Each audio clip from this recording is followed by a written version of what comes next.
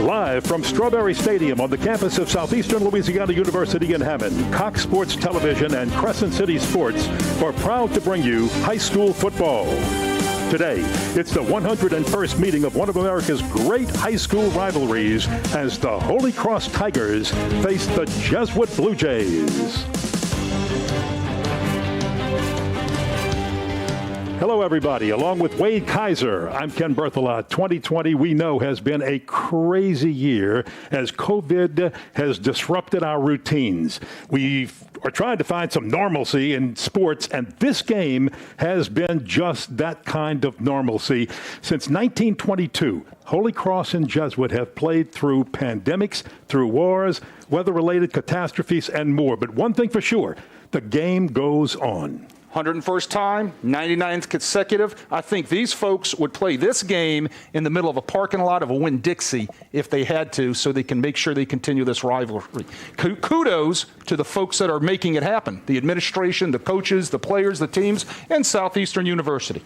Well, a lot of things are the same, yet a lot of things are different because of COVID. One of the things that are different is each school has a new head coach, but both of the head coaches are very familiar with the head coaching role. At Holy Cross, the 1977 graduate Nick Salterformaggio came home. Bear Bryant said, when mother calls, you come home. Well, the 1977 graduate, as you said, got that call. Look, he's no stranger to head coaching jobs now. Great job at EJ, taking them to a state final and winning it. And at lastly at Hahnville, doing a great job there with their program. He understands what this game is about. He understands what the Catholic League is about.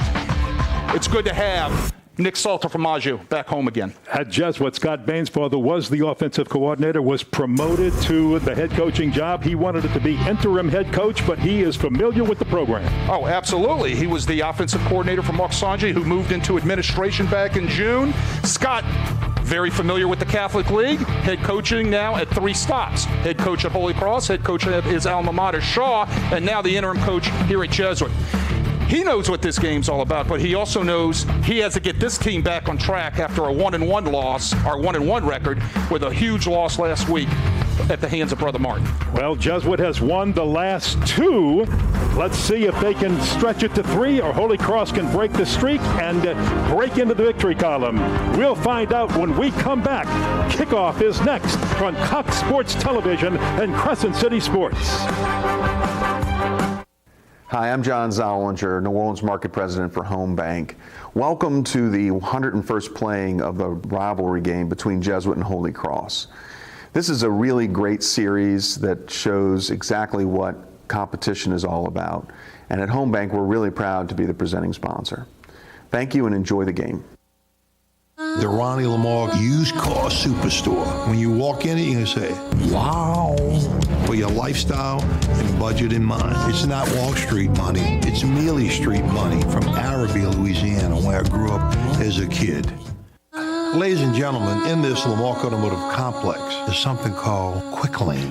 Tires, wheel alignment, struts, servicing your transmission, and we want to get you in and out as quick as possible.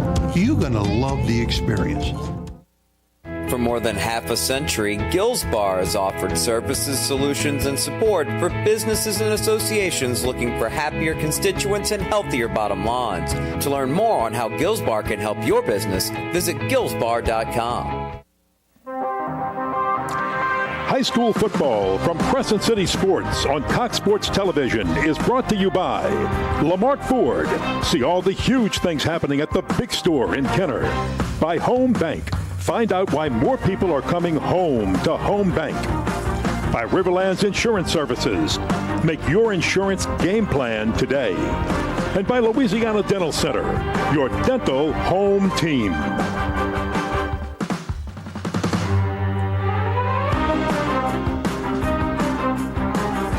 Welcome back to Strawberry Stadium here in Hammond, Louisiana, where we are hearing of the invocation, which will be followed by our national anthem. The Jesuit band, the home team, will perform the national anthem.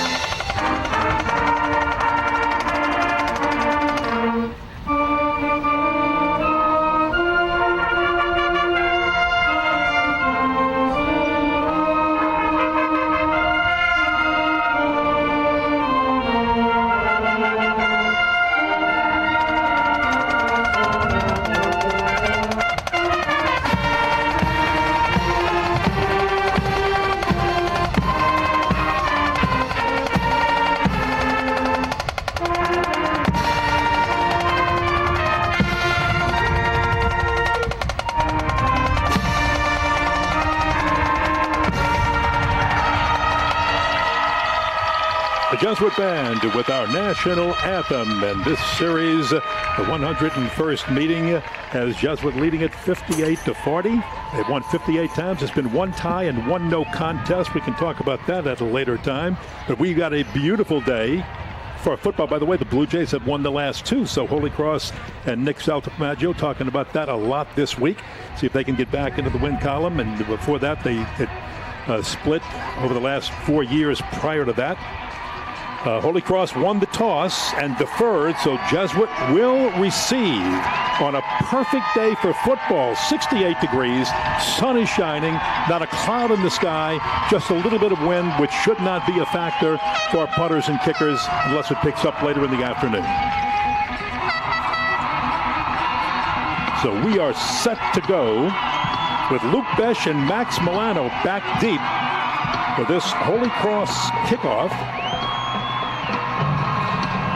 Coming from Eli LaFrance. Tigers into visiting white uniforms with gold, and the Blue Jays, their royal blue, white headgear and pants. It is a deep kick to Milano at the 5. Looking for a seam, it closes quickly, and he gets a nice return out past the 25 to the 27-yard line. Now we're going to see two quarterbacks throughout the day. Luke LaForge, the senior, will start. Jack Lariviere will see a lot of action at quarterback today, and when he comes in, LaForge, number 11, will go to the wide receiver spot. But LaForge comes in with good numbers. Last week, threw for 3 touchdowns, rushed for 1.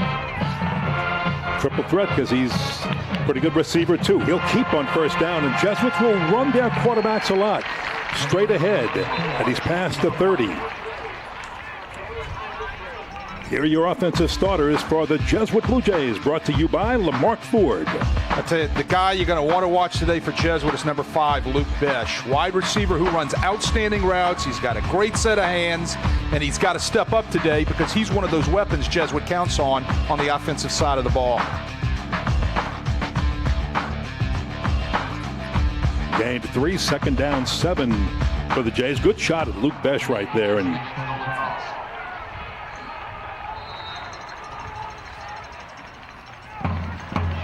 handoff, nowhere to go, bounces off, and boom, coming right back. That's Jordan Hughes on his first carry, and he just ran into a brick wall and loses 2 of those 3 yards. And the Holy Cross defense looking tough, and let's take a look at that defense. Once again, the starter is brought to you by Lamarck Ford. Number 8 stands out every time he's on the field. That's Colby Cage. He's an outside linebacker. He's an edge rusher. He can play in the secondary, deep as a safety. He's an Arizona commit who's the leader of that Tiger defense. A leader by example, a leader by voice. He's a vocal leader, and he hits hard. That brings up 3rd down long, 3rd and 8. And LaForge looking, but rush was coming. He had to let go quickly, and it was underthrown for Besh. Jace Larson covering, and that'll bring up a 4th down for the Blue Jays. He was looking for Besh at the sticks to try to get the first down, way off target with the pass.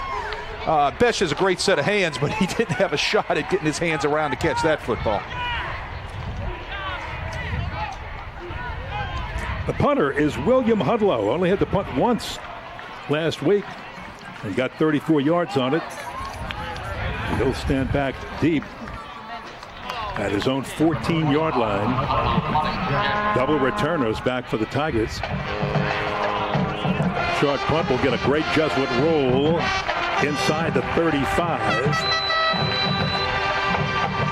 And Tigers will have some pretty good field position after a 39-yard punt by Hudlow and the Blue Jays. So we get a good look now at John Dade Wooten, the quarterback for Holy Cross, senior quarterback. 6'3", 205, good size, good weight, good arm.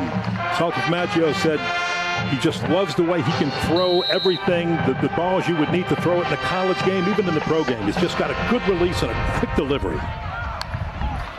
He'll run out of the gun on first down and hand it off to Handy. And the Blue Jay defense smothers him. Carlton led the charge. Let's take a look at the Tigers starters on offense, brought to you by Lamarck Ford. Well, we've talked about Wooten. He's a phenomenal quarterback, but the guy you're going to have to watch in this Holy Cross running game is number 3, Jaden Handy. He's a running back. He's a wide receiver. He's a two-lane commit. He's got explosive speed, and he can go the distance anytime he puts his hands on the football. Yeah, Hilaire, when I said Hilaire, that's who Salto Maggio thinks that he reminds him of a lot, is Clyde Edwards-Hilaire, and he makes the catch on first down and gets a bunch just short of the sticks. Carson Miller on the stop for the Jesuit defense, and we'll take a look at the starters for the Blue Jay defense, brought to you by Lamarck Ford. Well, Jesuit's got a tall order today to stop Wooten and company, but the guy that's going to have to depend on is Max Jubenville, a linebacker. He's a senior who's been on the field since he was a freshman. He has to provide the leadership needed today for that Jesuit defense to have some sort of success. They'll use Handy almost as much in the passing game as they will in the running game. This time the handoff to Amari Franklin, nowhere to go, and Jesuit has stuffed the run. Tyler Otan, on the stop for the Blue Jays. If that was a zone read option, that should have been a disconnect by Wooten right there. Crashing was the defensive end, Carlton, who was right there to make that play. He needed to pull that ball disconnect and get onto the edge. Look for that to happen. They'll make the adjustment on the sideline. That was a big defensive stop for the Blue Jays on third down. That brings up fourth down in a punting situation for the Tigers. Davis Stevens with a big rush has to hurry it. Gets it off. Fair catch called for and made by Chase Larson. So with that, after the 38-yard punt by Holy Cross, each offense was stopped. And we come back with no score in this big rivalry.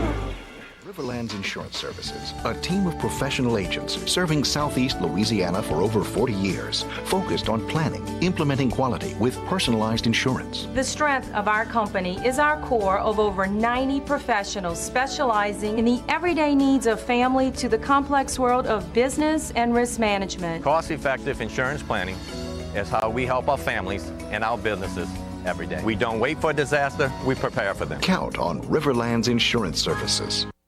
I can't tell you how many people tried to discourage me when I said, I'm opening up a haunted house. If you love doing something, don't let anything or anyone stand in your way. How he comes up with this stuff in his head and designs it is mind-boggling. Debbie and Home Bank understand my business and understand that it's not normal. They've worked with me since the beginning to help my business grow.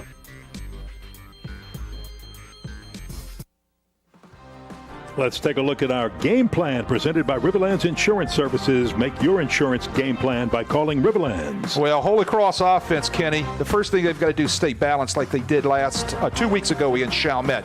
Defensively, they got to stop the major threats of Jesuit. That's number 11, 14, and 5, which we'll talk about later. And then Jesuit on offense, they got to control the time of possession. They can't be 3 and out, 3 and out, 3 and out. And then defensively, they got to be in the right place at the right time and take care of the right technique.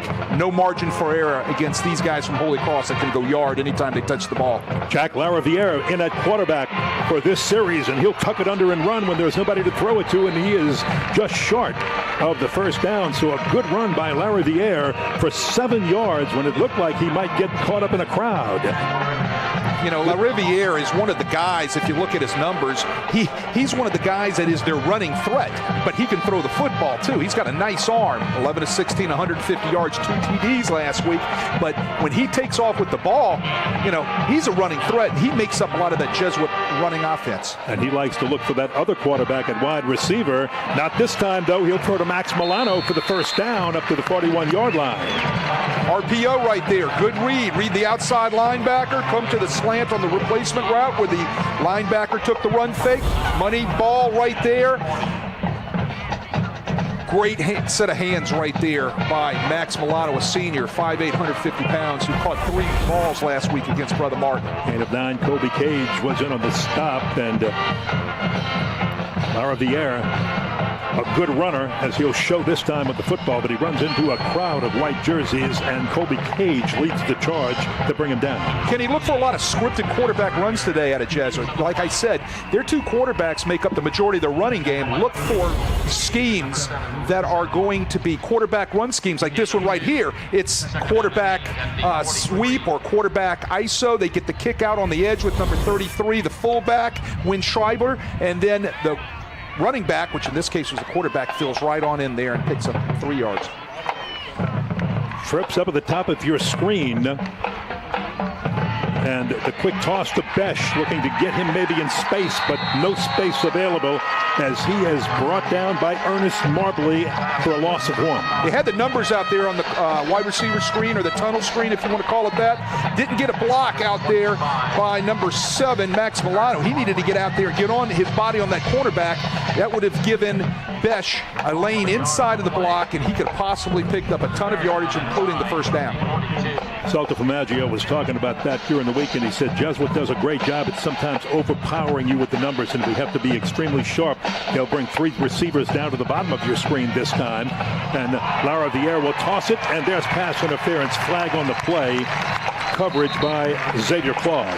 Trying to run the speed out. Max Milano comes out of his break, and he's just ran over by Claude right there for what's going to probably, and we figure, is going to be a interference penalty from Holy Cross. Pass interference. Defense, number 23. 15-yard penalty results in a first down. Now, he said the results. It used to be an automatic first down until they changed that 2 years ago in high school.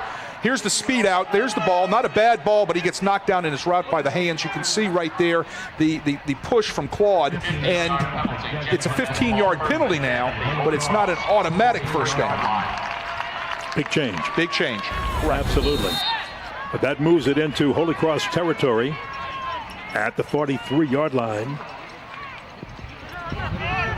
Lara Vieira still at quarterback, and he'll throw to the right side. And again, those cornerbacks, this time Jalen Johnson playing on the defensive side at quarterback, and he will play 2 ways in this football game, offensively and defensively. He's a good wide receiver. Gain of 4. Nice pickup right there. That gives them a manageable second down where they can do a lot of things. They can quarterback run. They can get the ball into the hands of their running backs, or they can obviously throw some sort of short pass. So with this, we'll have a timeout, and we'll be back. Jesuit driving, no score. Back to Southeastern in Hammond in just a moment.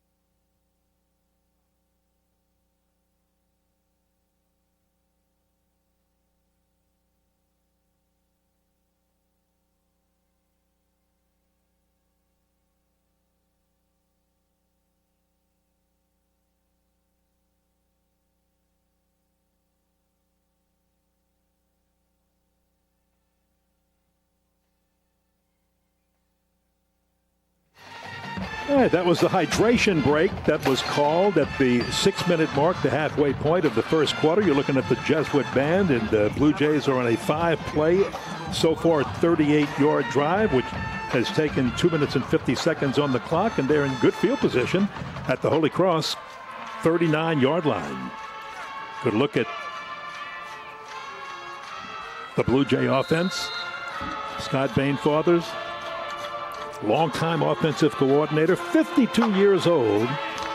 He's been coaching for 30-plus years. I asked him, I said, if they want to take that interim off at the end of the year, would you think about it? He says, when that time comes, I'll think about whether I'll think about it. Well, I think we're going to have a little illegal procedure here. Snap. Foul start. 74 offense. 5-yard penalty. Second down. Getting back to what you were saying, Kenny, interim coaches they have a job to do right now as an interim. Okay? And they don't want to think about anything else but doing the job as an interim, because if they don't do the job now, that interim won't even be on, the head coaching job won't even be offered. So he wants to take care of business now. Lara Vieira throws it long, and it's picked off by Davis Stevens, and Stevens is brought down at the 20.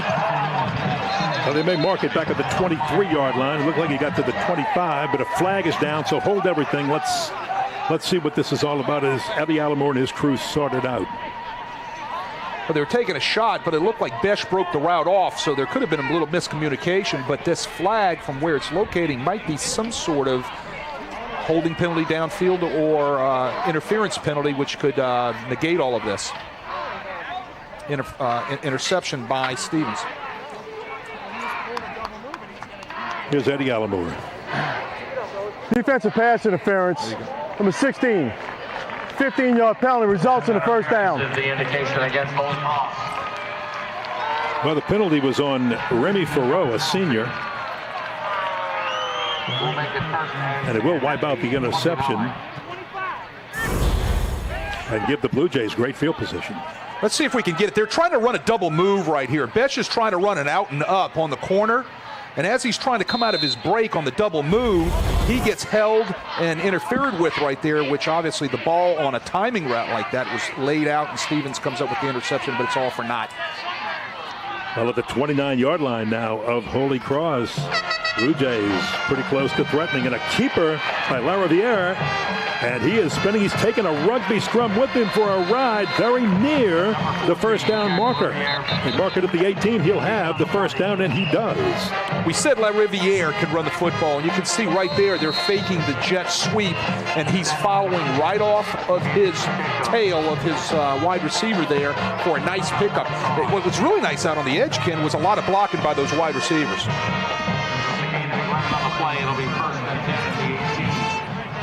Jesuits putting together a nice little drive right here with the help of a couple of interference penalties. They're picking and pecking with the out routes and the little quarterback runs, which I said we're going to see a ton of today because it makes up the bulk of their running game.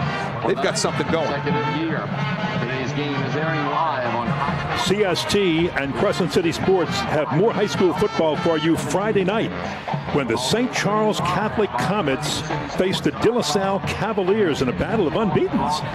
Our coverage begins at 7 p.m. on CST or streaming at CrescentCitySports.com. What big wins for both De La Salle and St. Charles Catholic. We'll talk about that at halftime on the scoreboard, but big wins last night, Wade, for them. Well, I tell you what, they're rolling, all right? And it's going to be a great ball game next week that we're going to get to cover, I believe, at Tad Gorman.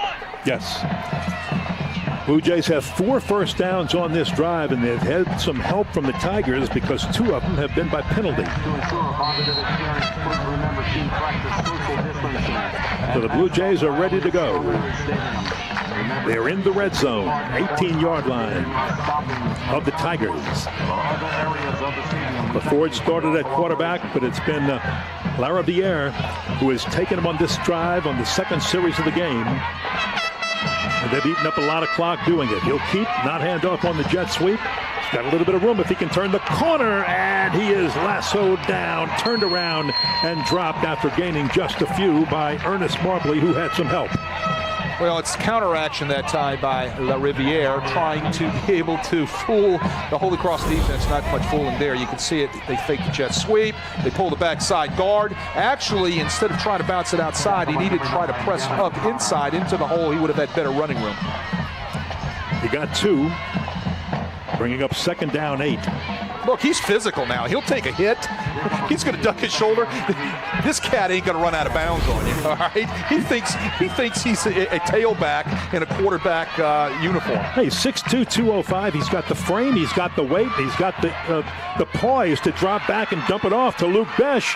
Besh trying to break a tackle, and he's lassoed to the ground inside the 10-yard line. Colby Cage with maybe a touchdown-saving tackle right there as he was spun around. Yeah, Colby Cage does does make the touchdown saving tackle, but that was all Riviere right there by Jesuit. Watch how he's going to step up and have some pocket presence. We hear about this every Sunday out of guys like Breeze and et cetera, from all those guys in the NFL. Know your pressure, have your clock, step up in the pocket, and look for your crossers. And there it was right there. Fish running a great crossing route, the ball dumped off. Big gain right there by the Jays. Big tight end Hollis McDaniel checked into the game and goes on in motion to the upside of your screen as the flag is thrown. Prior to the snap, false start, offense number 70, 5-yard penalty, we play first down. Kenny, that's the second time so far in this drive that they've had a false start by the offensive line, which have negated big gains offensively. These are the things they're going to have to clean up because they've got to play perfect football on both sides of the ball today. Your left tackle, Roland Wagaspack, is only a sophomore. He'll settle in at that position. Riviere at quarterback. Roll to the right looking. He throws it in traffic and it's incomplete. Luke Besch, a lot of white jerseys around him. They're running the rail curl flat route combination that you see out of most wide receiver patterns that are in trips formation, 2 zone coverages. But right there, Holy Cross had it really well defended. They might have been better off just chunking that ball away right there. It could have been picked. Watch the white jerseys. Watch the attention that Besch draws when the ball is heading in his direction. Wow. Well, he's going to draw that attention because he's that good. Second down. Looking at the end zone. Had a man. Touchdown. Touchdown. That's Jace Larson. Jace Larson running the seam route. 4 verticals right there. Ball put right on the number by LaRiviere. Great pass. Great throw. Protection holds up. Jays on the board first.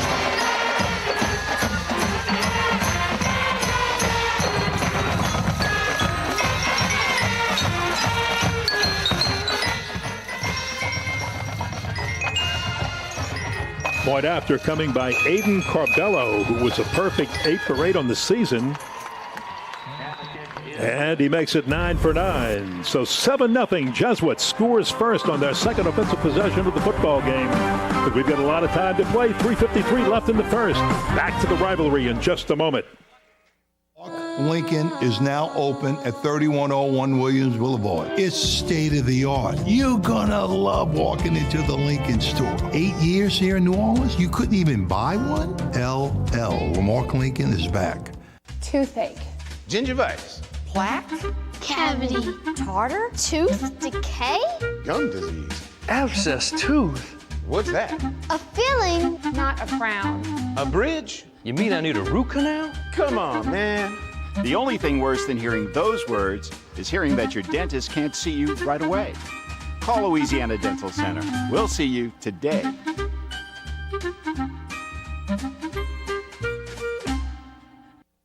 Lamarck Lincoln is now open at 3101 Williams Boulevard. It's state-of-the-art. You're gonna love walking into the Lincoln store. 8 years here in New Orleans, you couldn't even buy one? LL, Lamarck Lincoln is back. Now the Blue Jays lead it 7-0 on a 13-yard pass from LaRiviere to Jace Larson. And there's Jace right there, number 6, getting congratulations from the bench. What a beautiful toss, though, by LaRiviere. Got it right over the defender, and Larson had broken free into the end zone. Jumped on it for the score. Aiden Corbello to kick off for the Blue Jays.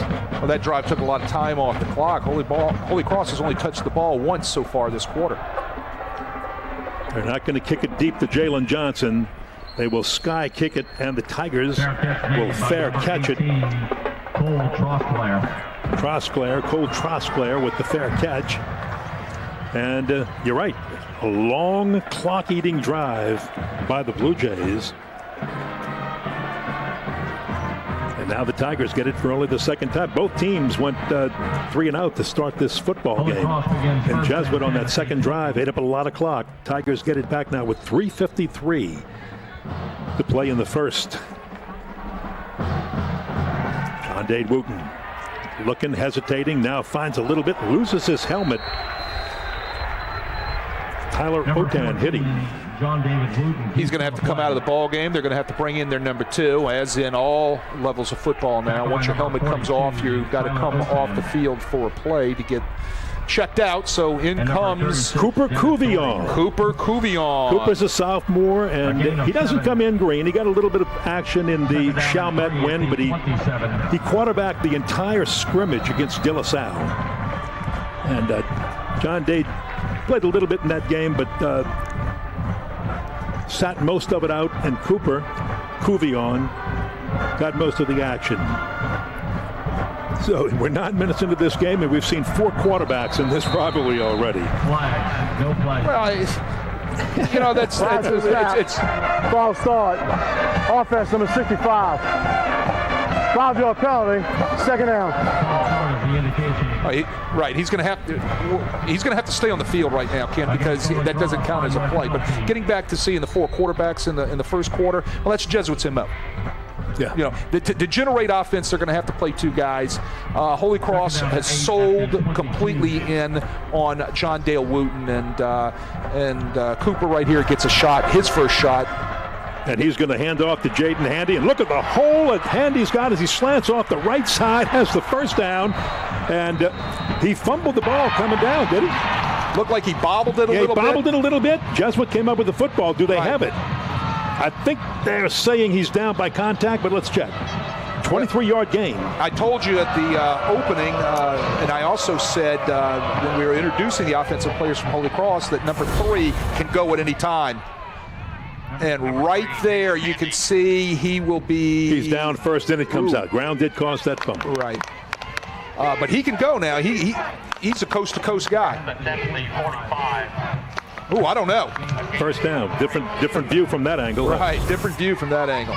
Andy with it on the right side will turn the corner and then be driven out of bounds. So again, a few, but not much. But John Dade Wooten back into the game after that one play. He's out. That he had to go out at the sidelines when the helmet came off, and the big senior. Well, they're looking for this to be the year at Holy Cross. They've got so much talent and so many starters returning. That's one of the things that I think attracted Celta Maggio to come home to his alma mater. And he'll throw to Jalen Johnson on the right side, playing again, as we said, both ways, defensively and now offensively on the grab. Well, Holy Cross has got some guys, as I said, that can go yard to yard. Jalen Johnson being one of those guys. Last 2 weeks ago against Chalmette, he had 4 receptions for 87 yards and a TD. But also Amari Franklin, number 2. We've already seen Jaden Handy and his burst of speed. They've got guys all over the place on that offense that could put a lot of pressure on that Jesuit defense all afternoon long. And these receivers, including Handy, who can double as both running back and receiver, they do so well with those little short passes to the sideline because Wooten throws that ball so well. That's Jaden Handy on the carry. And he's brought down by Nick Foley, the strong safety. Nick Foley, that's a Jesuit name, the Foley name, as you know, and having been at Tulane for a number of years, you know that Foley name. I had the opportunity to play with Nick Foley's father, Richie, who played right here at Southeastern. Starting free safety today for Jesuit is Nick. He comes downhill from his free safety position right there to make a nice tackle as he fills the lanes. It was a nice scrape. That's the way you play defense from the safety position. Well, that Foley name at Jesuit and Tulane, you're not kidding. How big could that be?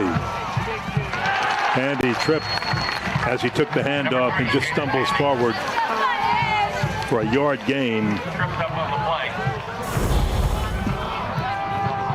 They're running the stretch right there. Right over his own man. Great blocking out there on the edge. They're running the stretch, and he trips up on the legs of his own offensive lineman right there. He gets up and pounds the ball like, hey, get out of my way so I can go. Tripped on the back of Ian Silva that time as he was pushing forward to make a block. Now it's 3rd down 10. They've got to move the chains. And he's hit as he tries to throw the football. Can't get it. Carlton putting on the pressure. And the Tigers are going to be forced to punt. So Holy Cross on their second possession, as was on their first, will have to give that football up. Carlton right here. Yeah, Carlton right here does a great job coming off the edge. You can see, I don't think his arm was touched, Kenny. It looks like it just kind of slipped out of his hands. It kind of fluttered out of his hands to the ground. He puts his hands out kind of, I guess would say in disgust, like, man, I got to get something going here. Chase Larson back to receive the punt. And he just watches that one sail over his head, hit down at about the 1 yard line, and bounce into the end zone for a touchback. So Jesuit will have the football with 47 seconds to play in the first quarter in that 7-0 lead. And they've done a good job at holding a pretty good Holy Cross offense at bay in this first quarter. Well, Holy Cross wants to be balanced on offense. That's what they want to do. They want to be able to run, pass the ball within the same percentage numbers. They've gotten behind the sticks a few times with the running game. That's what has forced Wooten to have to throw the football. Luke LaForge back in at quarterback. He started the game at quarterback, dropped the snap, picked it up, has some room, and will make a lot out of this. Enough for a first down and more before finally being brought down. One of the things I've noticed with Jesuit the past couple of weeks is they've been having issues with their quarterback center exchange in the gun. The ball's been being put on the ground a couple of times each game. Right there, the ball was at Luke LaForge's shoestrings. He does a nice job getting his fingers under it and scooping it up and picking up a first down on a quarterback run. You just don't want that to happen in a big point of the game. If you understand what I'm saying. Exactly. New set of downs for the Blue Jays. LaForge on the play fake and then throws behind Max Milano. Incomplete. That ball's connected. Max Milano's still running. Yeah, had some space. It had the right read on the RPO by LaForge. LaForge reads the outside linebacker on that. Nobody's dropped underneath the slant route. Linebacker's going to take the run. You could see it. And the ball might have been tipped. Yeah, slightly tipped. Absolutely. A little bit big rush being put on by Aiden Pacheco. All right, but if that ball wasn't tipped, that would have been in Milano's hands. He'd have been gone. Credit number 6 right there, Pacheco, because he busted up that play for the Tigers. LaForge on the roll right, being chased, gets away, and he'll heave it downfield in a crowd, a battle, a struggle. Milano pulls it down at the 35-yard line of Holy Cross in good coverage by Ernest Marbley. Post rail flat right there by the Jesuit receivers. They're looking for the big ball going down the sideline to the rail right there. And a great ball thrown right behind Milano, and he yanks it out of the Holy Cross's defender's hands. Well, that 32-yard gain puts Jesuit in great field position as the first quarter comes to a close. We have seen an explosive Blue Jay passing game and a Tiger offense trying to get on track.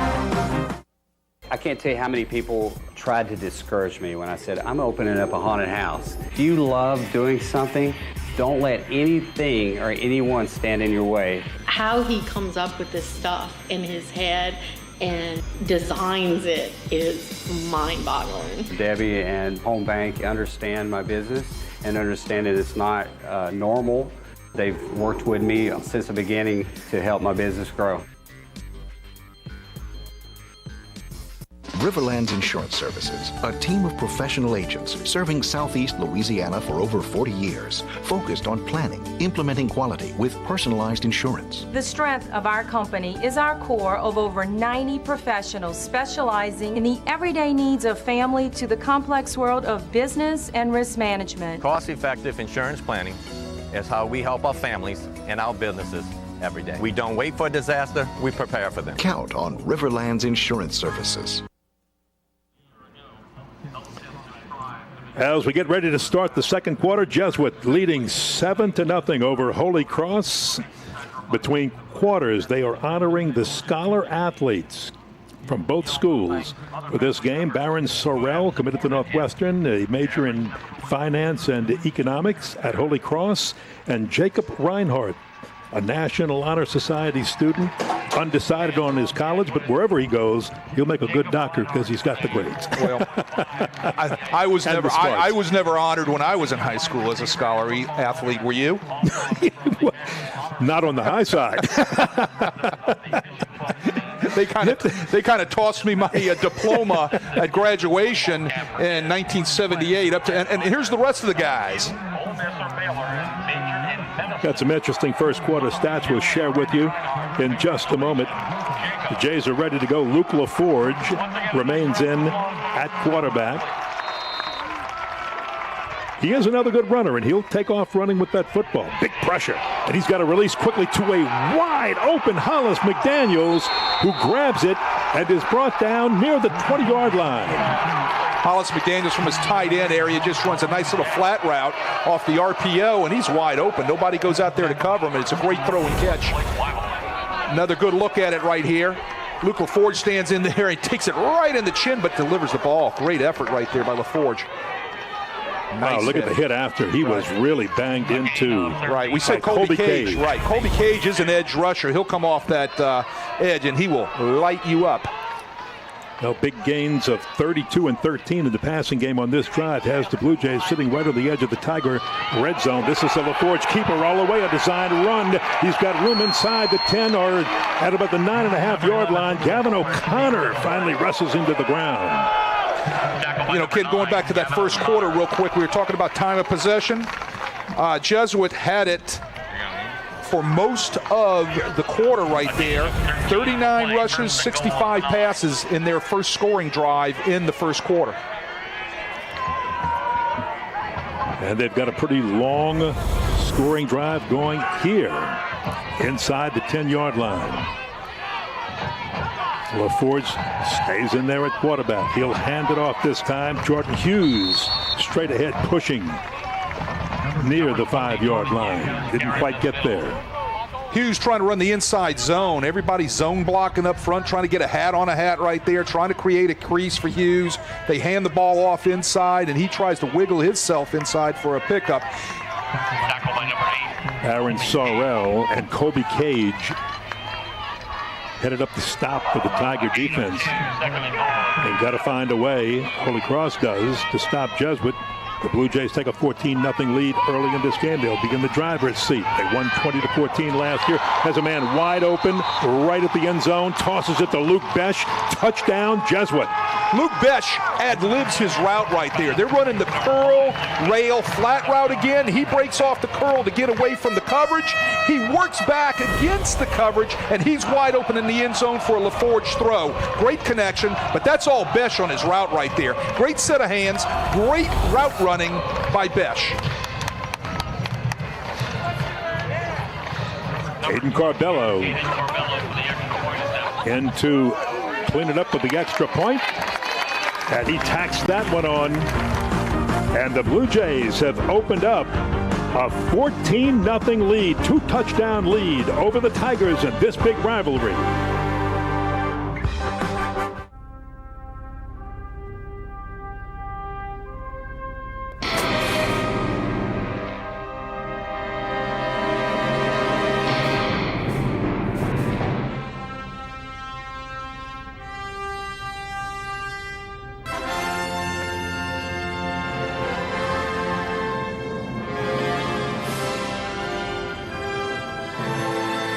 Louisiana Dental Center, your dental home team. 42 years in a row. Ford F-150, #1 seller in America. What about in the USA? Let's see, what about in the world? Who sells more trucks than Ford? Nobody. It's because the Lamarck team is the real team. All that makes it happen is one goal. Everybody having a great experience at Lamarck Ford. We became #1 for a reason, because we're good. And we need to prove it every day, every deal, all the time. There you're looking at Luke Besh, the man of the moment, who gets the second touchdown reception of this game for the Jesuit Blue Jays. He got his from Luke LaForge. And that senior enjoying right now on the sidelines that touchdown celebration with his teammates. But he's been steady for him this entire football season. Well, he made that happen right there. They had manned up down on the goal line on him, and what he did is gave a little feint inside off the curl route. He got the defensive back to lean one way, and he just kind of darts off to the flat, and the ball's delivered right on time. You know, that happens when a quarterback and a receiver are on the same page, and they've worked together for so long, and that's what's happened with LaForge and Besh. Great route by Besh right there. Corbello to kick it off. They'll probably try to keep it away from Jalen Johnson, the deep man, number 1. They will squib kick it on the ground. It's just a long onside kick right now until somebody picks it up, and they do. And Jaden Handy is the one that picked it up. Fielded by number 3, and went down. Handy at the 20-yard line. So Holy Cross has got to get something going right now with 2 minutes to play before halftime, because the offense has just not had a chance to really do very much, mostly because of the length of time, just the ball control offense that Jesuit has been able to make happen here in this first half of football. Well, we've said that was one of the things the Jesuit offense needed to do, was control the time of possession. So far they have. John Dade Wooten on the handoff, and not too much on the right side for Jaden Handy, but he gets a few. Dennis Doherty on the stop. Holy Cross wants to pound at football. They want to be able to get the running game going against this huge Jesuit defense. They feel like that they have the speed to be able to do that. And one of the things that, if they can get the running game going, it's going to open up all of that play action passing that John Dade Wooten likes to do. 2nd down 8 for the Tigers. Handy again. Breaks one tackle, the second but not the third. And he'll go down again, and now the Tigers are facing what they can't afford to have happen. They can't go 3 and out on this possession. So they've got to find a way to move the chains. Max Jubenville, number 54, the Jesuit linebacker, was the guy that made that ball bounce by Handy.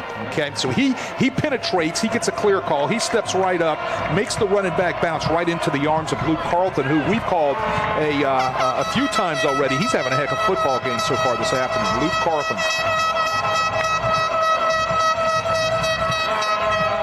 Wooten on the toss, left side. It's incomplete, off the mark, intended for Jalen Johnson, and the Tigers are going 3 and out if they've got to punt this football away, which they probably do. Giovanni Licciardi covering.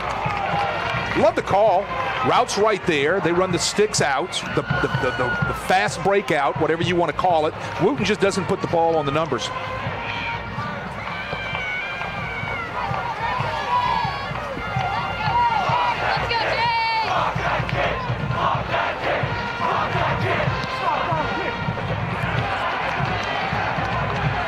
But it's going to get a good Holy Cross roll, which they needed on this one. And it'll be blown dead at about the 42-yard line of the Blue Jays. University Donuts, as one of our sponsors in this game, Crescent City Sports, thanks University Donuts and Diner for their support of today's game. Located less than a mile from the southeastern campus, they are a favorite of this area. Try their gourmet donuts and great daily lunch specials. Open 6 days a week for breakfast and lunch. Follow them on Facebook and Instagram. University Donuts and Diner.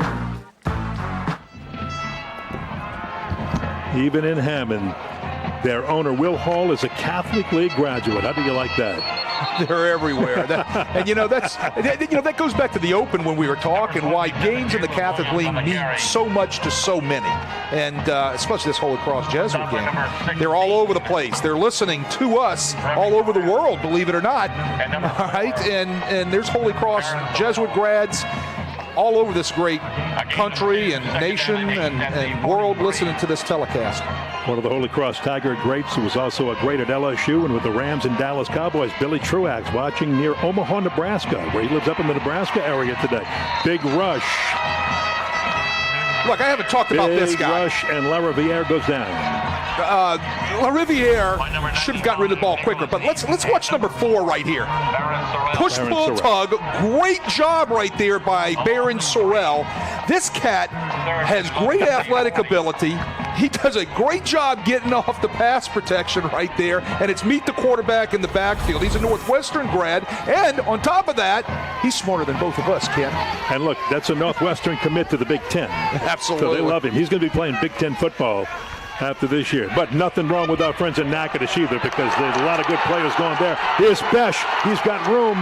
Luke Besh grabs the reception, gets the first down and a bunch more before being run out of bounds by Ernest Marbley. We've seen this play back in the first quarter where there was a missed block out on the edge. Okay, they get the block this time. Let's watch. sprint one way, throw the tunnel screen back the other, block one, block two, split them, bounce it where the open field is. Great job by Besh. Marbley does a good job to turn off of a block to finally be the first Holy Cross Tiger to get to Besh and run him out of bounds. But first down after the big gain, and the Blue Jays are moving. That was a 25-yard gain down to the 35-yard line of the Tigers. First carry of the game for Jalen Williams of Jesuit, and it'll go nowhere. They'll lose a few. Nowhere to go. Meeting in the backfield right there. Applying again. The pressure was Baron Sorrell. Had help from Gavin O'Connor. Look, I watched Baron Sorrell against Chalmette 2 weeks ago. He was all over the place, stopping the run, applying pressure to the quarterbacks, chasing down screens. He's a fine football player. We'll be calling his name the rest of the day. And a good look at Gavin O'Connor, who also helped there, and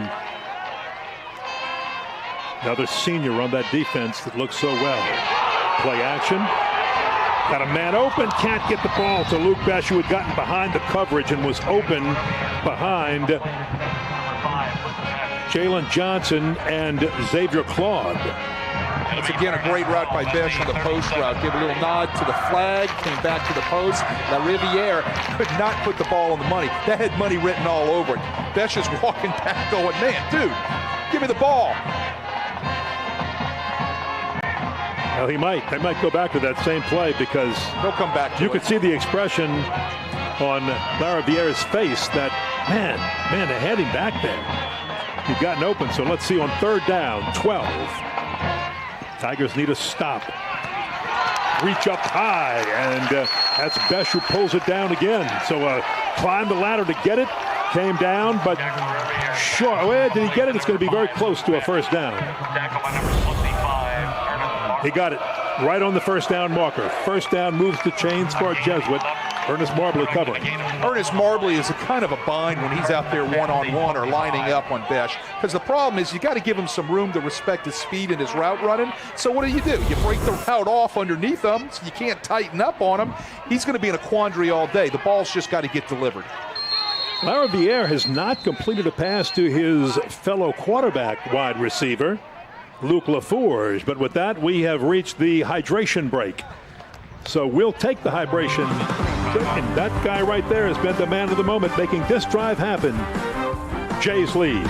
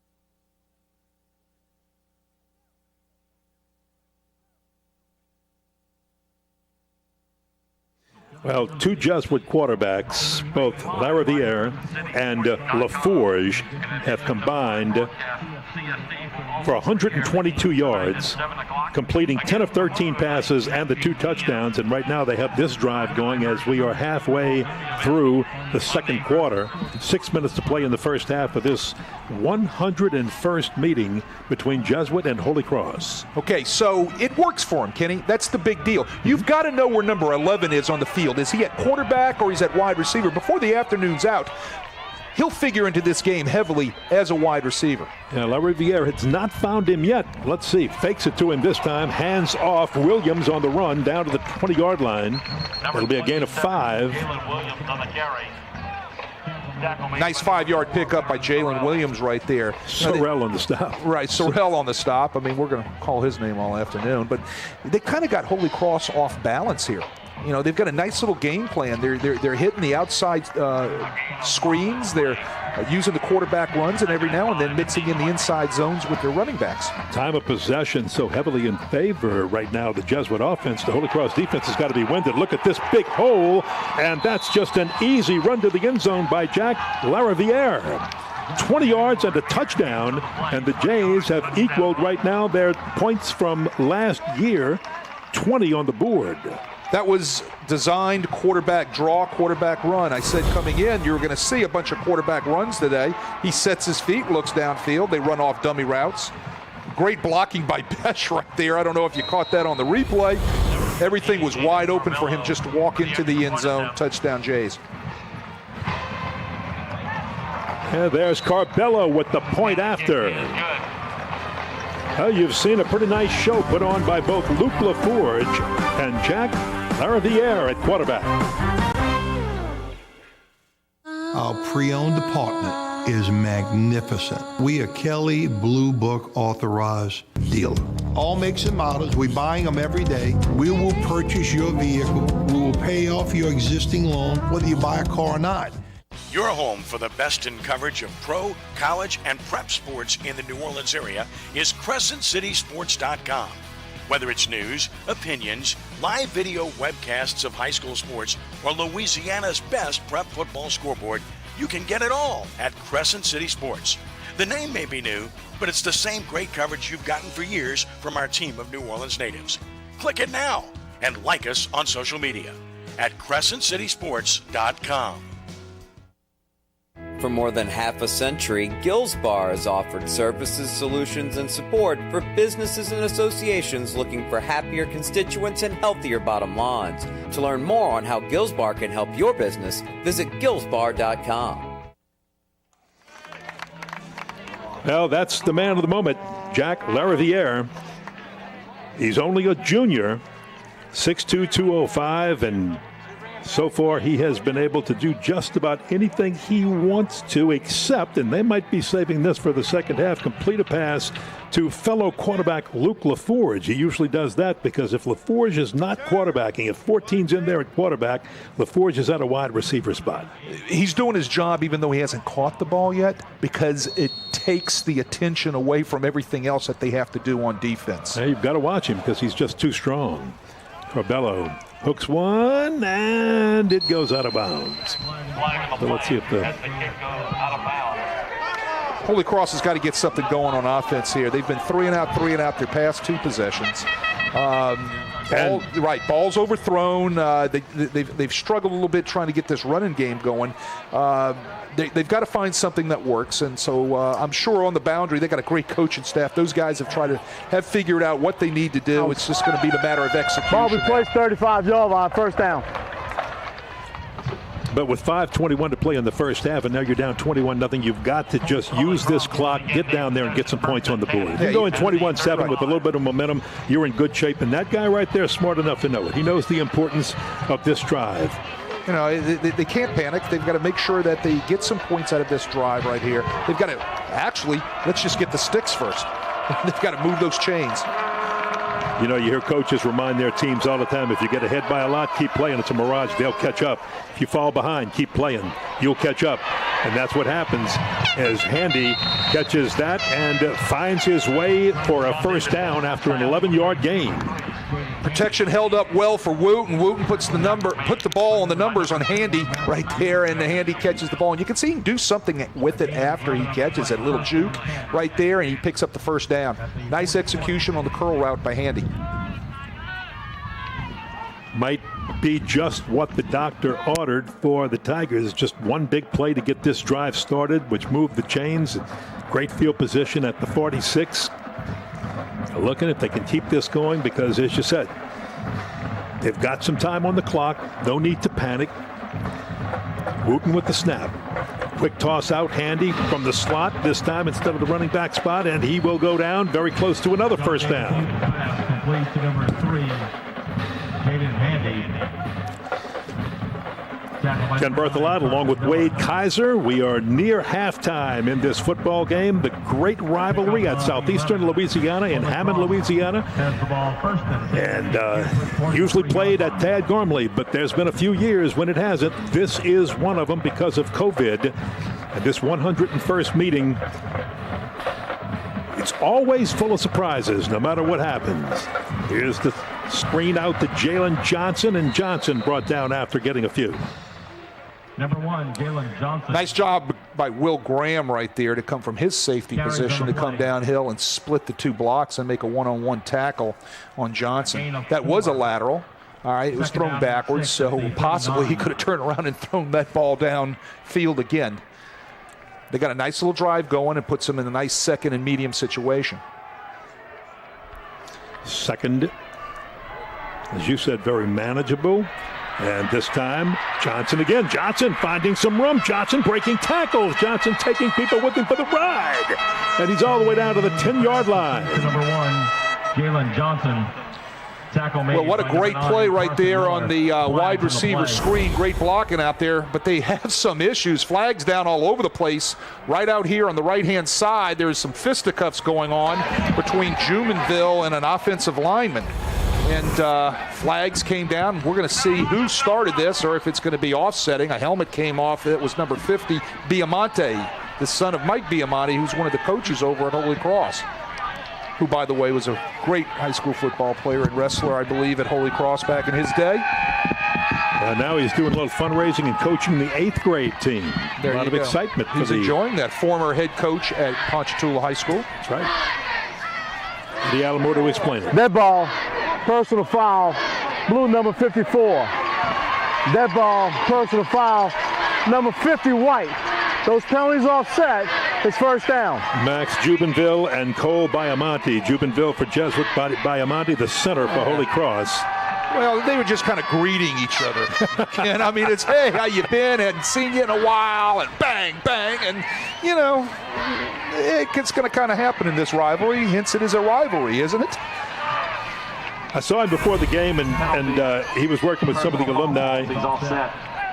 And I asked him if Cole was fired up for the game, and he says, steady as she goes. Wow, look at Jalen Johnson.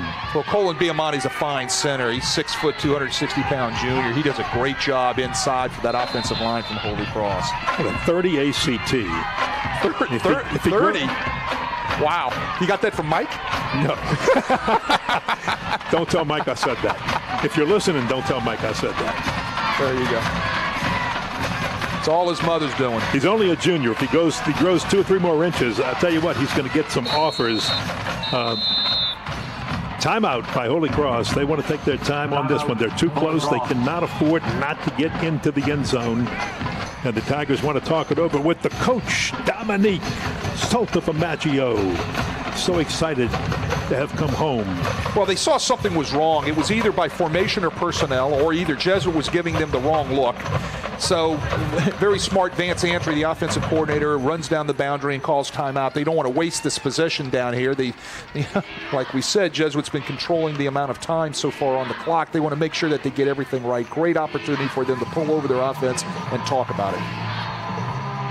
Soltifamaggio, 61 years old.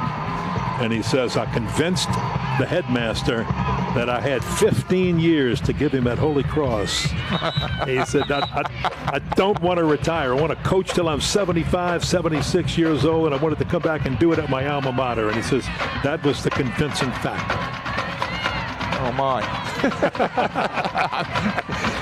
Being retired from the Catholic League, I don't know. I'm not going to say anything. Maine's father said, I'm 52, been coaching 30. This is a younger man's game. Absolutely. He had just the opposite approach when asking him about the future.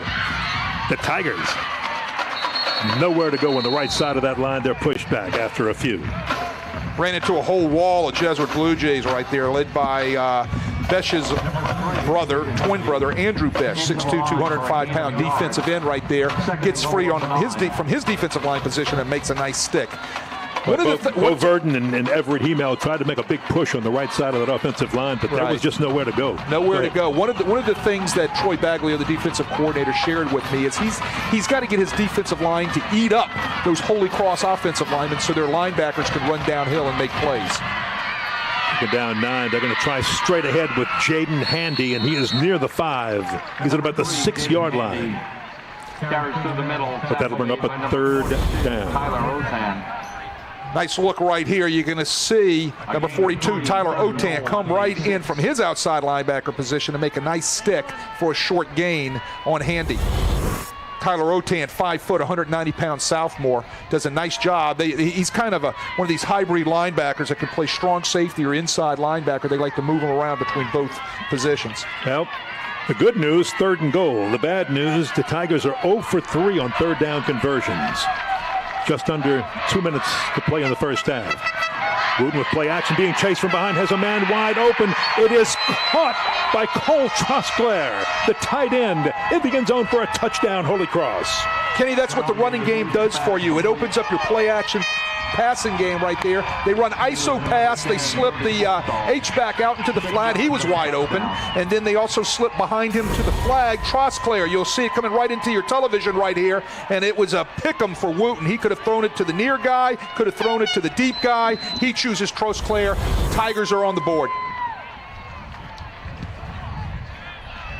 Armin Siraj. Number 38, Armin Siraj's extra point attempt, no good. Another look at the touchdown right here that you just talked about. Right, there's the good fake, good protection right there. You can see near or far right there, throwing off the ISO pass. He chooses Trosclair in the back of the end zone. Safeties bite up. Everybody's looking in the backfield. And it leaves a wide open Trosclair in the back of the end zone for the Tigers. Great action, great call by the Holy Cross Tiger offensive staff. But they couldn't get that PAT after it hit the upright. Boom.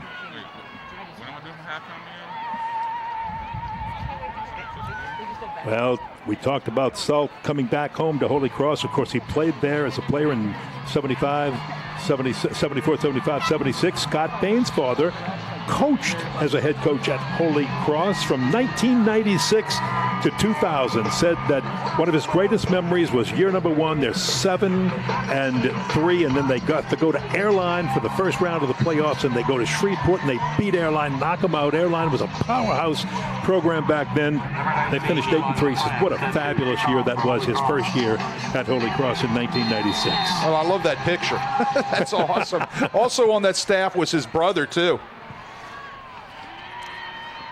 And now he is the second person to be the head coach at both schools, and that's something very special. Max Milano on the return with 1:33 to go. Do you go for it all or just try to take this lead into the halftime locker room? Vic Umont spent a year at Holy Cross and, of course, was the head coach at Jesuit. Right. And then Bain's father.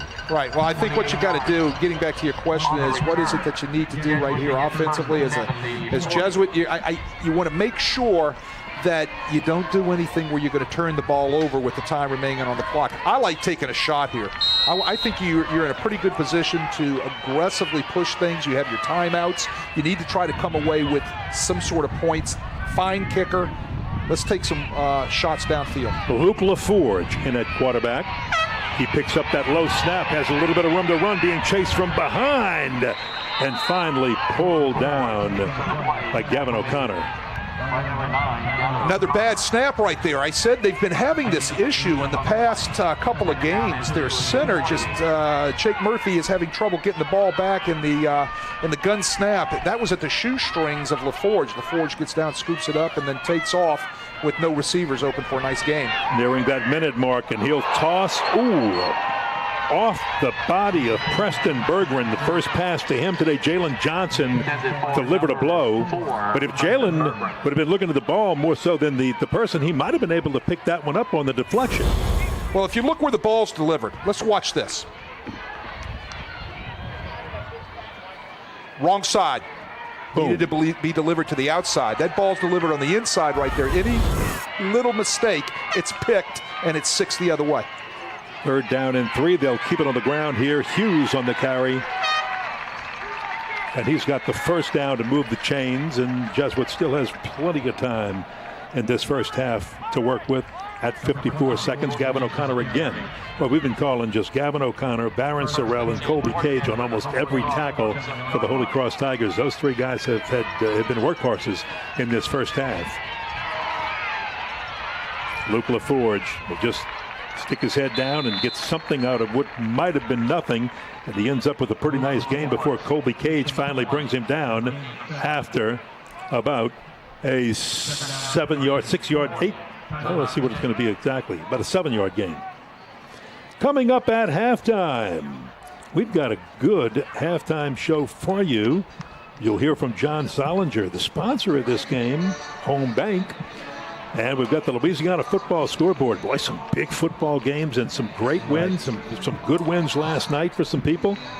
We'll take a look at the first half stats and highlights. Stats are going to be heavily in favor of the Jesuit offense, especially with time of possession. Right now, the Tigers need a stop. They need something good to happen for them. Well, but they got on the scoreboard. That's the momentum. They just can't afford to lose it here. That was big. They've got to find an answer at halftime on how to handle the three athletes from Jesuit. 11, 14, and 5. Okay, so they're going to be scrambling on that board on coming up with an answer to those two guys, or three guys, excuse me. So it's, and look, it isn't over for this first half right here for Jesuit. They're at Holy Cross 40, and they've got a kicker that can kick the football. He's got a good, strong leg. A little bit of a low snap. LaForge wants to go for it all. He's got a man down there open, and that is Besh again. Was I pointing at that prior to the snap? Take that back. That is Jace Larson. Jace Larson. Was I pointing at that prior to the snap? Yep. I saw it coming, the rail curl right there, and they rubbed each other, and the receiver came free perfectly for a huge reception right there in the boundary. Watch the rail curl right here. Couldn't really see the rub. It got the defender turned around. Jace Larson ran a great route. Ball was delivered beautifully by LaForge. And a good sidestep to get into the end zone and not be brought down at the 1-yard line. Second touchdown of the first half for Jace Larson. He had the first one of the game. Kenny, you know who's coming up big for Jesuit? The receivers that are not Besh. Besh has taken so much attention of that secondary that you see Milano, you see number 6 right here, Jace Larson coming open on simple little routes, and the ball's being delivered either by La Riviere or LaForge. Great route, great combination throw right there by LaForge. And they did it in the final minute of this first half. So the first touchdown of the half went to Jace Larson. And for the Blue Jays, the last touchdown of the half for the Blue Jays to Jace Larson.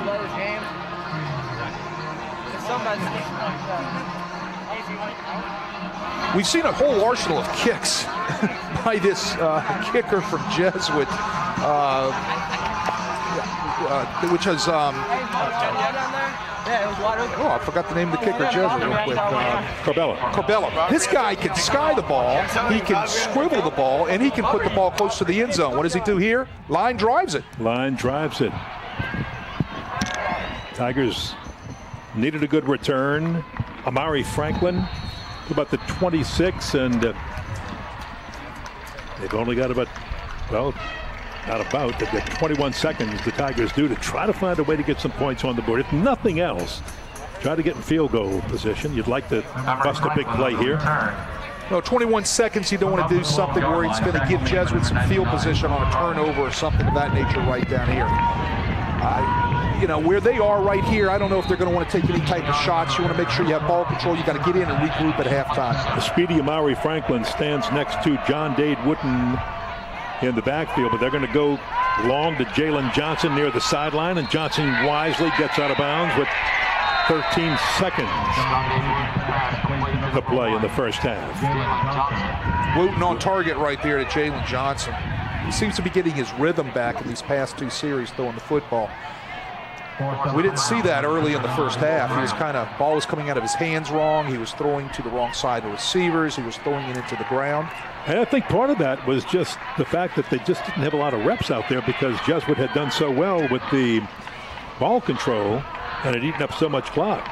So Cooper Cuvion, I didn't see wouldn't get hurt or get hit either one on that last possession, but Cooper Cuvion, the sophomore, is out here. And if you missed it earlier, we talked about the fact that he did have experience quarterbacking in the scrimmage against De La Salle. He'll hand off to Amiri Franklin, who's got to get out of bounds, and he does with 5 seconds, but they may have not gotten close enough. 3 seconds left in the half. Now where the ball is, you might see that Hail Mary shot out of Wooten right here. Maybe his helmet came off in the last snap and we didn't see it. Here's the hit. Oh, he got the wind knocked out of him. That's what happened. You can see the shoulder pad to the rib cage right there. Well, I'll tell you what, back in the day, you didn't have these rib protectors the way they have them now. He's certainly glad he's got that wrapped around his midsection. Well, he's back in. Okay, let's see if he makes that long throw. And he will. He'll just chunk it down long, and it's intercepted. At the 12, Giovanni Licciardi. And Licciardi brings it back to the 29-yard line. A lot of pressure coming from Joseph Barnett. And I think that John Dade Wooden couldn't get his whole body and into the throw like he wanted to because of Barnett's pressure. And consequently, it was a little short, and Licciardi was able to pull it down for the second interception. And right, we are at halftime. Right. I'm sure they're going to check that out at halftime, his rib cage, and see how he did after that hit. So after one half of play in the 101st meeting between Holy Cross and Jesuit, the Jays have a commanding lead going into the halftime locker room, 28-6. I can't tell you how many people tried to discourage me when I said, I'm opening up a haunted house. If you love doing something, don't let anything or anyone stand in your way. How he comes up with this stuff in his head and designs it is mind-boggling. Debbie and Home Bank understand my business and understand that it's not normal. They've worked with me since the beginning to help my business grow.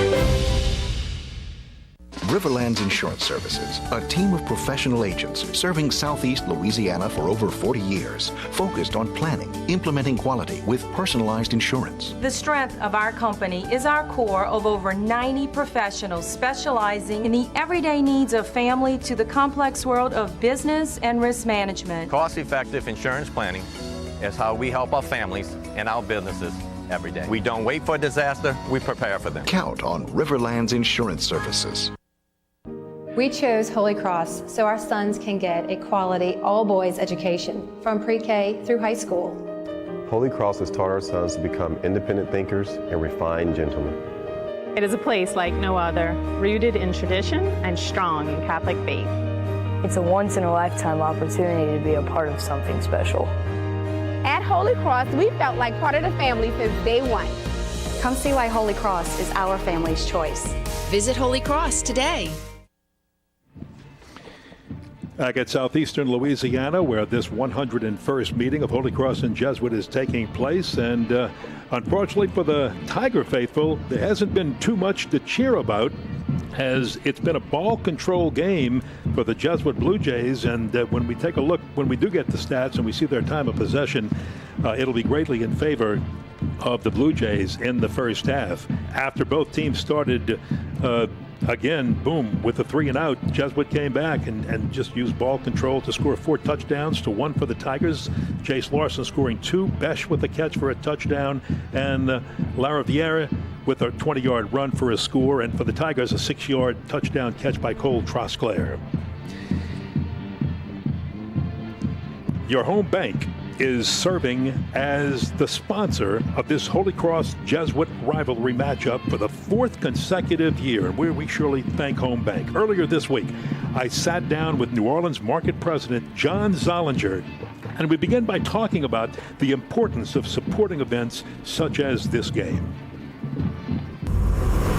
When we were asked 4 years ago to sponsor the rivalry game between Jesuit and Holy Cross, I thought it was an honor for us to even be asked.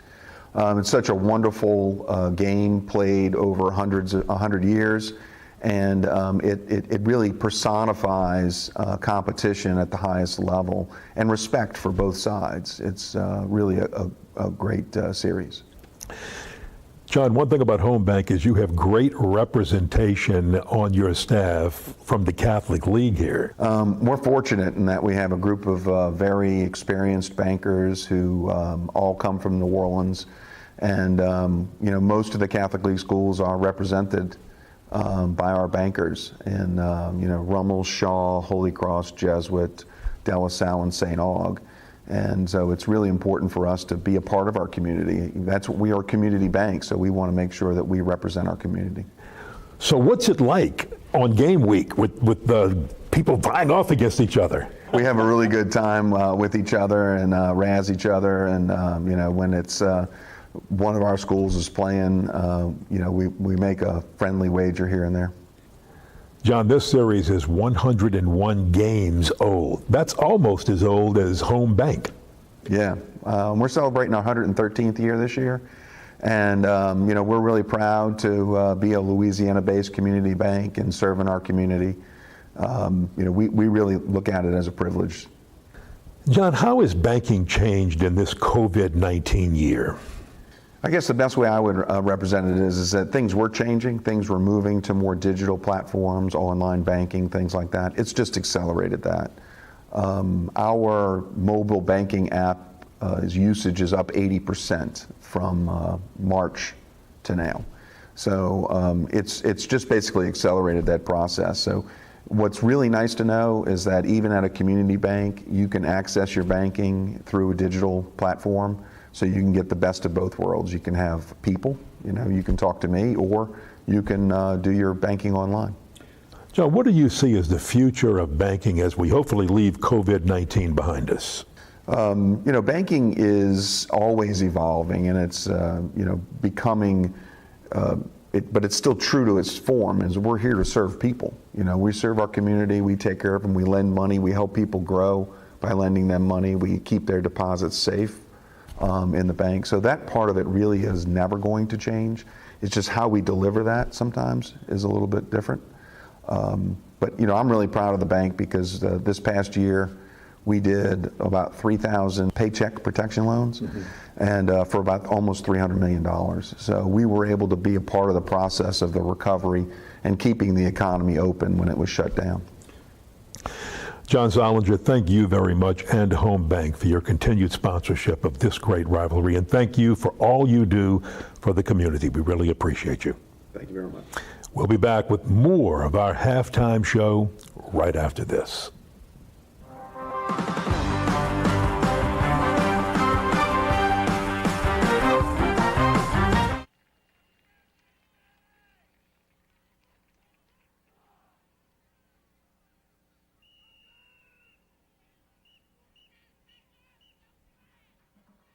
Ladies and gentlemen, boys and girls, for your halftime enjoyment, please welcome to the field the Jesuit High School Blue Jay Marching Band and Jesuit Dance Team. The band is under the field direction of Senior Drum Major Louis Burkaw and Senior Co-Captains Jackson Ceremonies and Dominic Sinence. The Jayets are led by Senior Dance Captain L. Searcy. Today, the band will perform Paralyzer by Finger 11, featuring the dance moves of the Jayets. We now invite you to sit back, relax, and enjoy the show.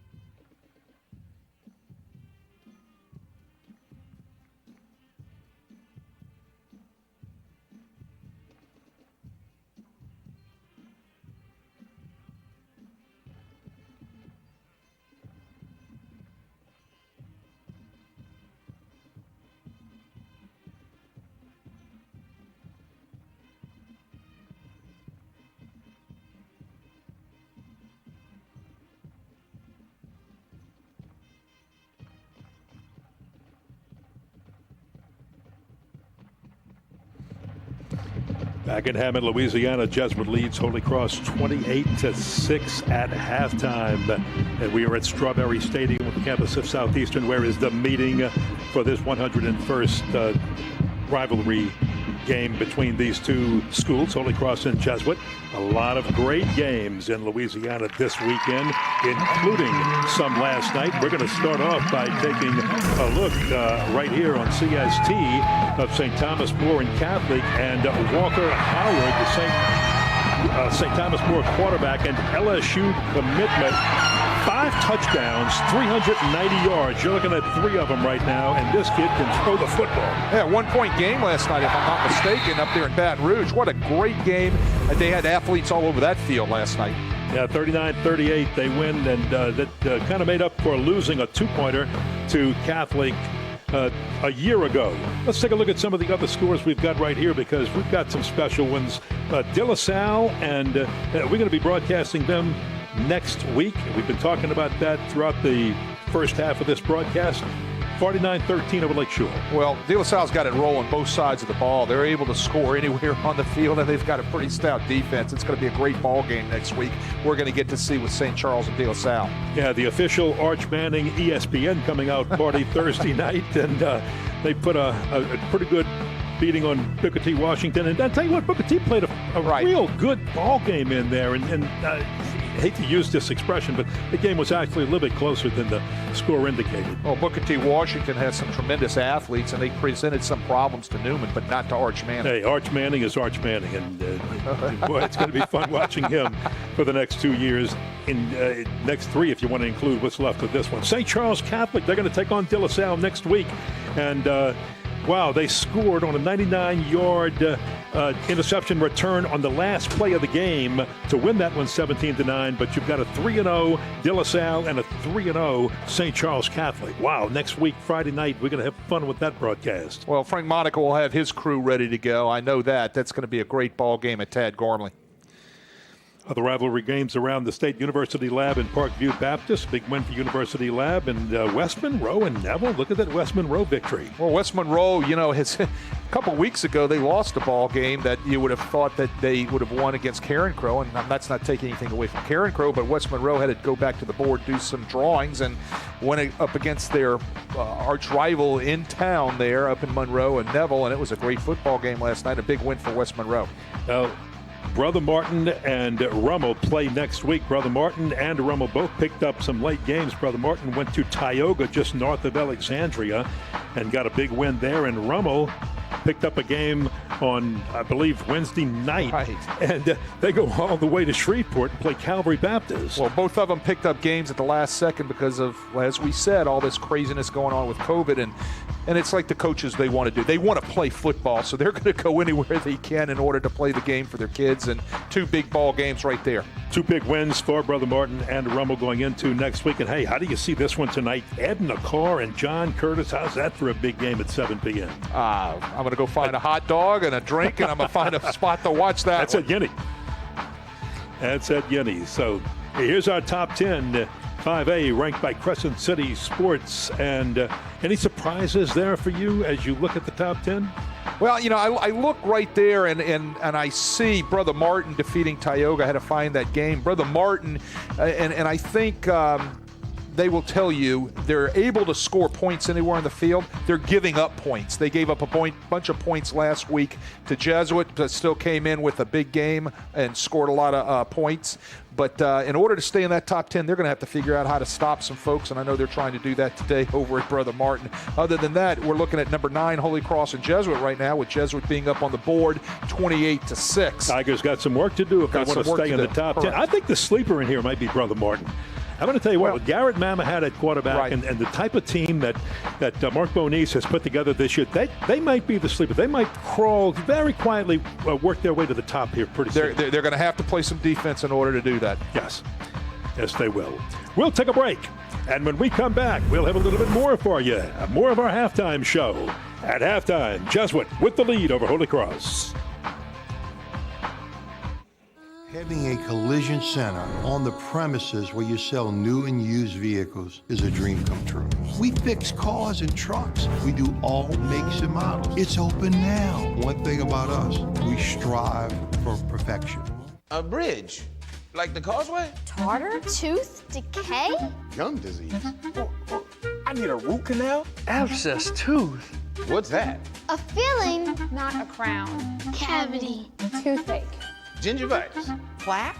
Come on, man. The only thing worse than hearing those words is hearing that your dentist can't see you right away. Call Louisiana Dental Center. We'll see you today. Your home for the best in coverage of pro, college, and prep sports in the New Orleans area is CrescentCitySports.com. Whether it's news, opinions, live video webcasts of high school sports, or Louisiana's best prep football scoreboard, you can get it all at Crescent City Sports. The name may be new, but it's the same great coverage you've gotten for years from our team of New Orleans natives. Click it now and like us on social media at CrescentCitySports.com.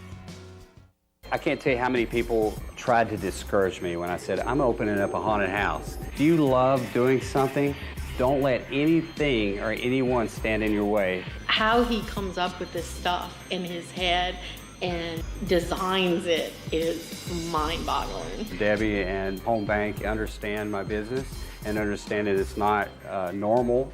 They've worked with me since the beginning to help my business grow.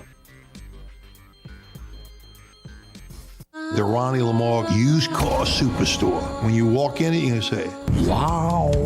For your lifestyle and budget in mind. It's not Wall Street money. It's Mealy Street money from Rivalry, Louisiana, where I grew up as a kid. Well, here we are back at southeastern Louisiana, the big rivalry game, and Jesuit leads it 28-6. Looking at the beautiful weather that we have out here at Southeastern for this game, along with Wade Kaiser, Ken Berthelot, and the first half, all Jesuit for the most part. Anything surprise you? We knew Jesuit would run a ball control offense, but did you think the score would be this at halftime of this football game? Well, one of the keys I said, Kenny, was Jesuit was going to have to control the time of possession. They've done that, okay? We've seen that happen here in the first half, and they came away with scores on long drives in the controlling the time possession. So, no, it hasn't surprised me. They're using their three best athletes they got on offense, 11, 14, and 5, to make sure that they are getting that done, which has opened up the throwing game for some of the other receivers in the Jesuit offense. So what are the coaches telling their teams? What does Nick Saltaformaggio tell the Holy Cross defense on how to stop 11, 14, and 5? Well, they're going to have to tighten down a little bit on their receivers, all right? That presents a problem, okay? Be a little bit more aggressive on what they're doing in the way they are playing defense on the routes and things of that nature, okay? I think they're going to have to get a little bit more pressure on the quarterback, okay? And then spy their running quarterbacks, because those quarterbacks are honestly really fine tailbacks too. They can run the football. Somehow I'm going to have to spy them and make sure that they don't hurt me with their feet. All right, we're going to take a break, and let's take a look at highlights before we take a break, because we do want to see highlights here. And Jesuit was the first to get on the board right there with that pass to Jace Larson. And then a little bit later on, they just get that drive going with some long passes. And here's Luke LaForge looking to the end zone. Short 6-yard touchdown pass to Luke Besh. They go to Besh when they need big yards. He's dangerous in space. He shows it right there. And then here is Lamariviere, and he'll take it himself for 20 yards and a touchdown. Finally, the Tigers, late in the second quarter, get a drive going themselves. They make a couple of big plays, move the chains forward. Andy had some nice catches and runs. And then the touchdown to Cole Trosclair, the tight end. 6-yard score, and they missed the extra point. And then the last touchdown right before half. Jace Larson scored the first touchdown of the half, scores the last touchdown of the half. That one, a nice catch. 40-yard play, and here's a take a look at our statistics. Anything stand out to you besides time of possession? Well, those rushing yards by Holy Cross, okay, only 92 yards rushing. They like to pound the ball on the ground. They're going to have to improve that and stay balanced in the second half. You know, for Jesuit right there, you look at the passing yards. We know both quarterbacks can throw the football to a fine group of receivers led by Besh. They're going to have to continue to make sure that they have great protection in throwing that football. You see the total number of yards there is very lopsided, but what is also good is Jesuit has not turned the ball over in the first half. All right, I want to thank Louisiana Dental, your home dental team, for being a sponsor of this game. We are at halftime, 28-6 Jesuit, back with the second half right after this.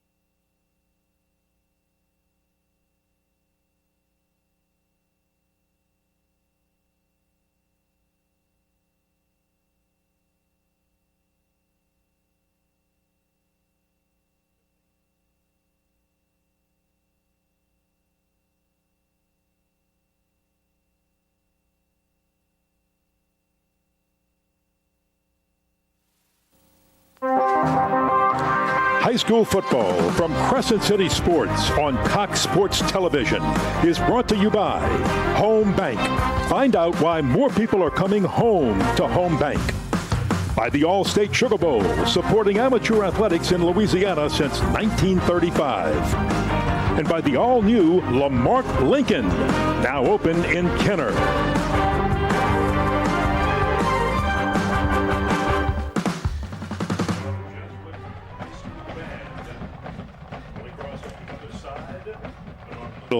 Put on a little show, and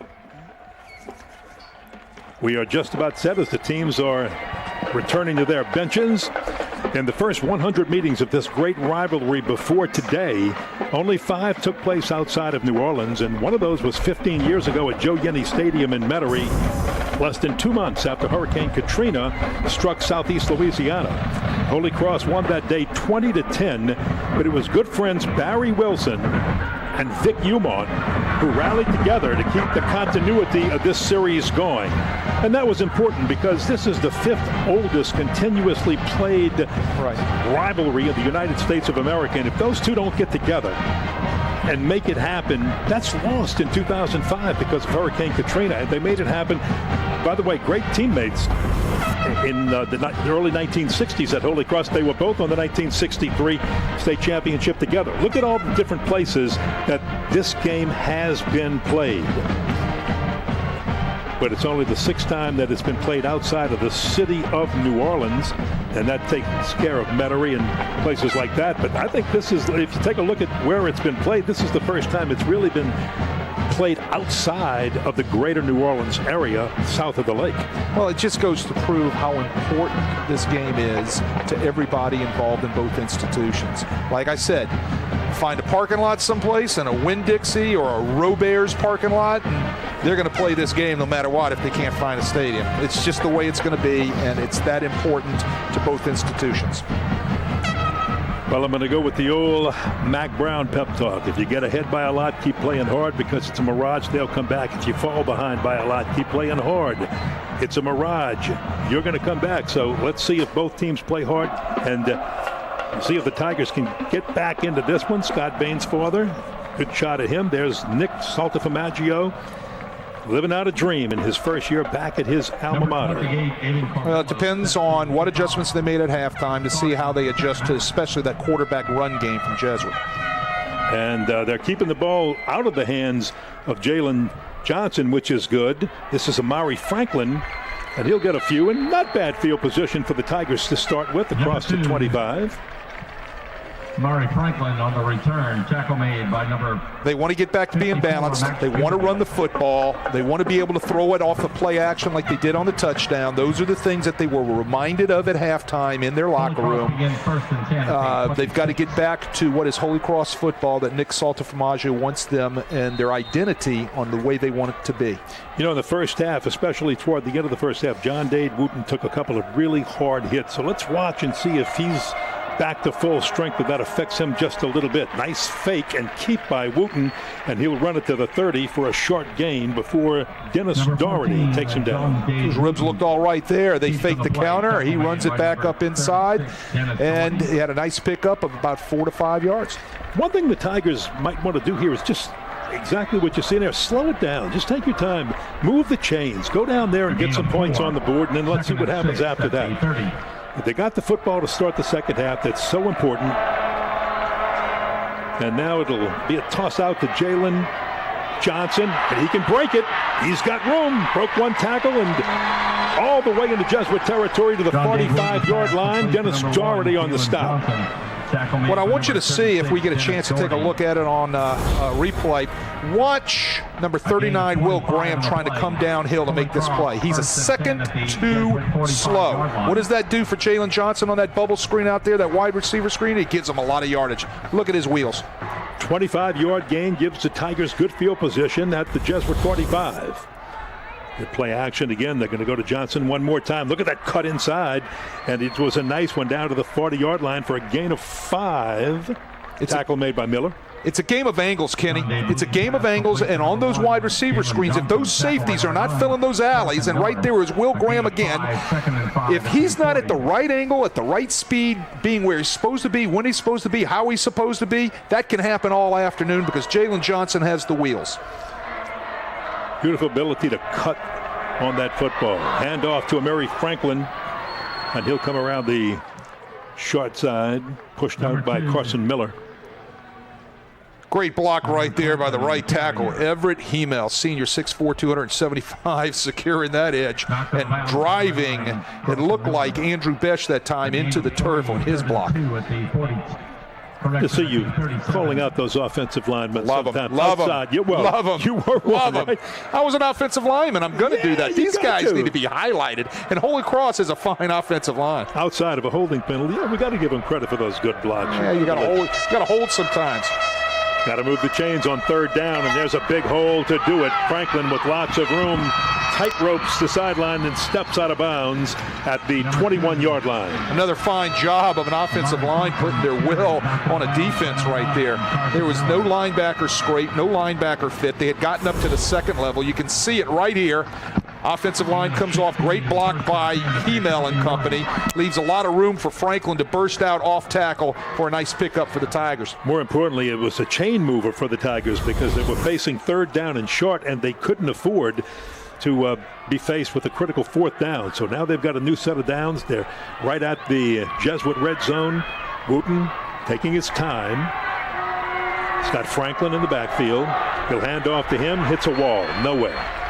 That time, Jesuit runs a little stunt up front. They slant their front, which means they're trying to be able to get a half a man over in a gap to try to get some penetration, and it was a nice job that time by Besh and Joseph Barnett getting a nice slant into their particular gaps and meeting in the backfield and shutting down, I believe that was Franklin.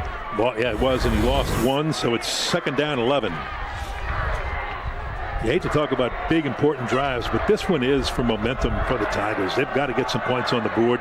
They know it. Handy. So good from the slot. Breaks a tackle and gets inside the 10-yard line. John Dave Wooten's pass complete to a number. I know that Miller pushed him out. I know Troy Bagley, the defensive coordinator of Jesuit, he harps all the time that you've got to make those tackles when you are in the open field. We could see the missed tackle right there by Lichardi. You've got to make that wrap up right there, or you're going to get yak after the catch, yard after the catch right there by Jaden Handy. Here's Franklin, tries to go on that little misdirect up the middle, and he's close to the 5. Let's mark him down at the 7 where his knee went down. Counterplay by Franklin right there, who last 2 weeks, I keep saying last week, 2 weeks ago, 17 carries against Chalmette for 136 yards and a touchdown. He averaged 8 yards every time he touched the ball. They want to get him going this afternoon, and there's no better place to do it right here in the 3rd quarter, and it looks like they've got his wheels rolling. Franklin, a senior. Will he get it this time? No. This may be a Wooten keeper, but all of a sudden everything closed. Pressure came and got him, and he goes down right at the 10-yard line. Nice pressure right there by the Jesuit defensive line. Christian Jackson, there, the first one to supply the pressure. Right, and let's see if we've got a little twist up front. No, what you had was pinches by the defensive ends. They come down and they beat the tackles to their inside gaps. That's the first thing you tell an offensive lineman. You cannot get beat to the inside gap. Both ends take a hard charge to the inside gaps and beat the tackles, meet in the backfield for a huge loss. 3rd down and goal. They lost 3, so they're at the 10. 3rd and goal from the 10. Last time they faced 3rd down deep in the territory, they scored on a pass to the tight end. They're going to go again this time, though, to Jalen Johnson. Touchdown. And the Tigers needed to get on the board, and they did it. Jalen Johnson with the score. Jesuit sells out with 2 A-gap stunts by Lojudice and Doherty right there. They get picked up in the blitz. Nice job by Wooten stepping right up into the hole, and there was no underneath coverage, and he delivers the ball to a wide-open Jalen Johnson on the slant for another Tiger touchdown. Look, there's no underneath coverage right here. See that? Both linebackers are gone. Both inside linebackers have no drops right there. They're blitzing. The secret to the play was the blitz pickup by that offensive line of Holy Cross. Now the Tigers needed to get on the board, and they did. They're going to go for 2 after the PAT hit the upright last time and they missed it. This one blown dead. Timeout called. Holy Cross called the timeout right before the snap of the football. Kenny, it's kind of funny. We're right next door to the Holy Cross coaches on our right-hand side. I can hear through the glass and into the soundproof booth that there's something wrong with the formation or wrong with the personnel, and that immediately downstairs they call timeout. This 2-point conversion is too big for the Tigers to make a mess. Here's another look at the touchdown right here. You can see Johnson wide open. As we said, the linebackers blitzed, all right? They get picked up on blitz pickup, so they have no drop-off underneath. They were in a zone coverage across the top, cover 4, so there was nothing to squeeze that down to be able to take those throwing lanes away. It was an easy throw and catch for Wooten to Johnson. Well, Salt changed his mind. They won't go for 2 this early. Oh, They're going to get the 1 right now. You know what? You get the paycheck, you can change your mind. I used to say that all the time to my staff. Guys, I can change my mind as many times as I want to. Doesn't mean you got to like it. Hey, but, he's the man. If you're getting the paycheck, you got to change your mind and buy the pizza for the staff. If you do those 2 things, they love you, right? No doubt about it. Armin Siraj. And he missed it again. Holy smokes. He came in here a perfect 8 for 8 on extra points in the game against Chalmette, and he is 0 for 2 on extra points here. So the junior is struggling today, but the Tigers are on the board, and it's 28-12.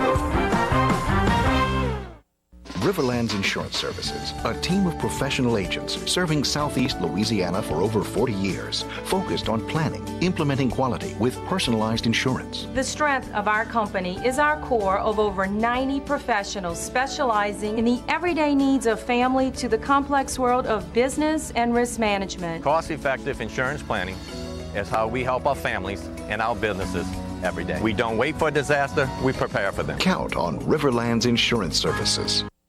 I can't tell you how many people tried to discourage me when I said, I'm opening up a haunted house. If you love doing something, don't let anything or anyone stand in your way. How he comes up with this stuff in his head and designs it is mind-boggling. Debbie and Home Bank understand my business and understand that it's not normal. They've worked with me since the beginning to help my business grow.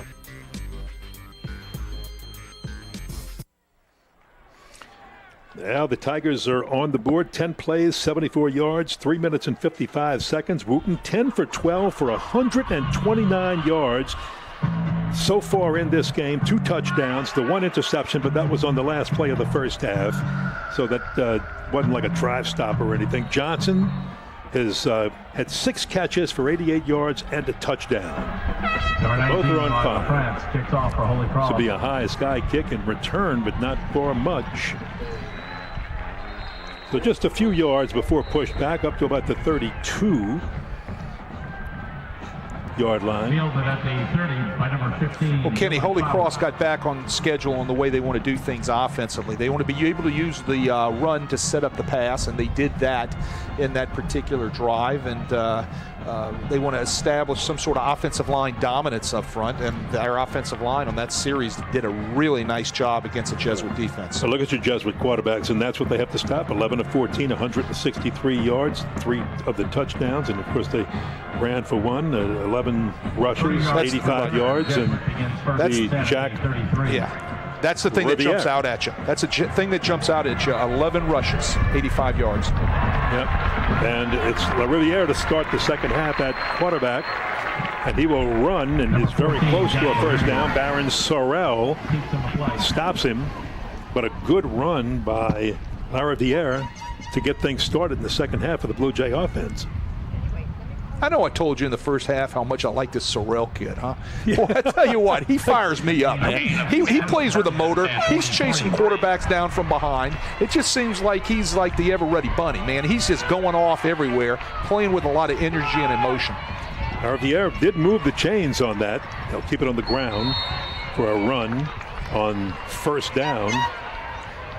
And Williams gets a few before being stopped by Sorrell one more time, and he can help him Gavin O'Connor. And Gavin O'Connor's having a great game, too. We've called his name a few times already today, as well as Colby Cage. These guys are those leaders on that Holy Cross defense.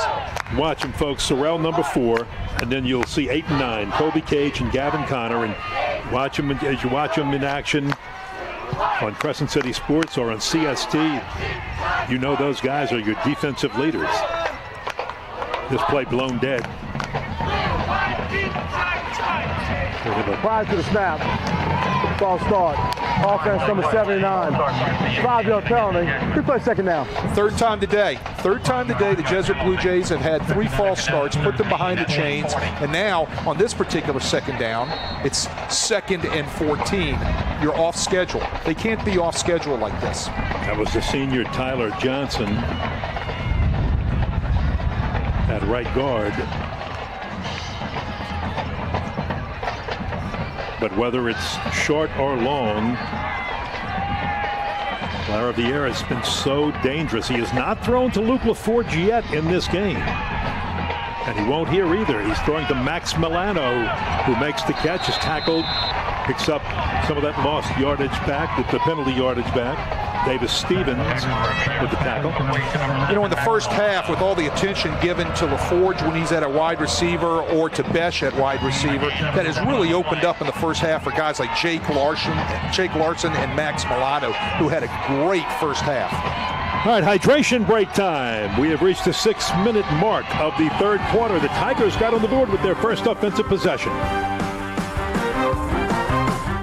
Lamarck Lincoln is now open at 3101 Williams Boulevard. It's state of the art. You're gonna love walking into the Lincoln store. 8 years here in New Orleans, you couldn't even buy one? LL, Lamarck Lincoln is back. Toothache. Gingivitis. Plaque. Cavity. Tartar. Tooth decay. Gum disease. Abscess tooth. What's that? A feeling, not a frown. A bridge? You mean I need a root canal? Come on, man. The only thing worse than hearing those words is hearing that your dentist can't see you right away. Call Louisiana Dental Center. We'll see you today.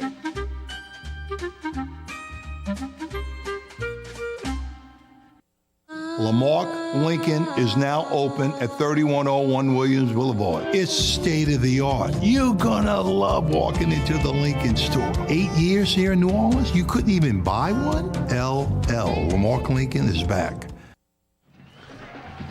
Well, what's third down and 6 could easily be third down and 1 if it wasn't for the false start. Yeah, you and I were talking about that right here on break. I mean, that drove me nuts, you know, and I know it's driving Scott Bain's father nuts. You'd be staring at a 3rd and 1 or 3rd and 2 right here rather than a 3rd and 7 because an offensive lineman doesn't hold his water. You got to hold your water up front.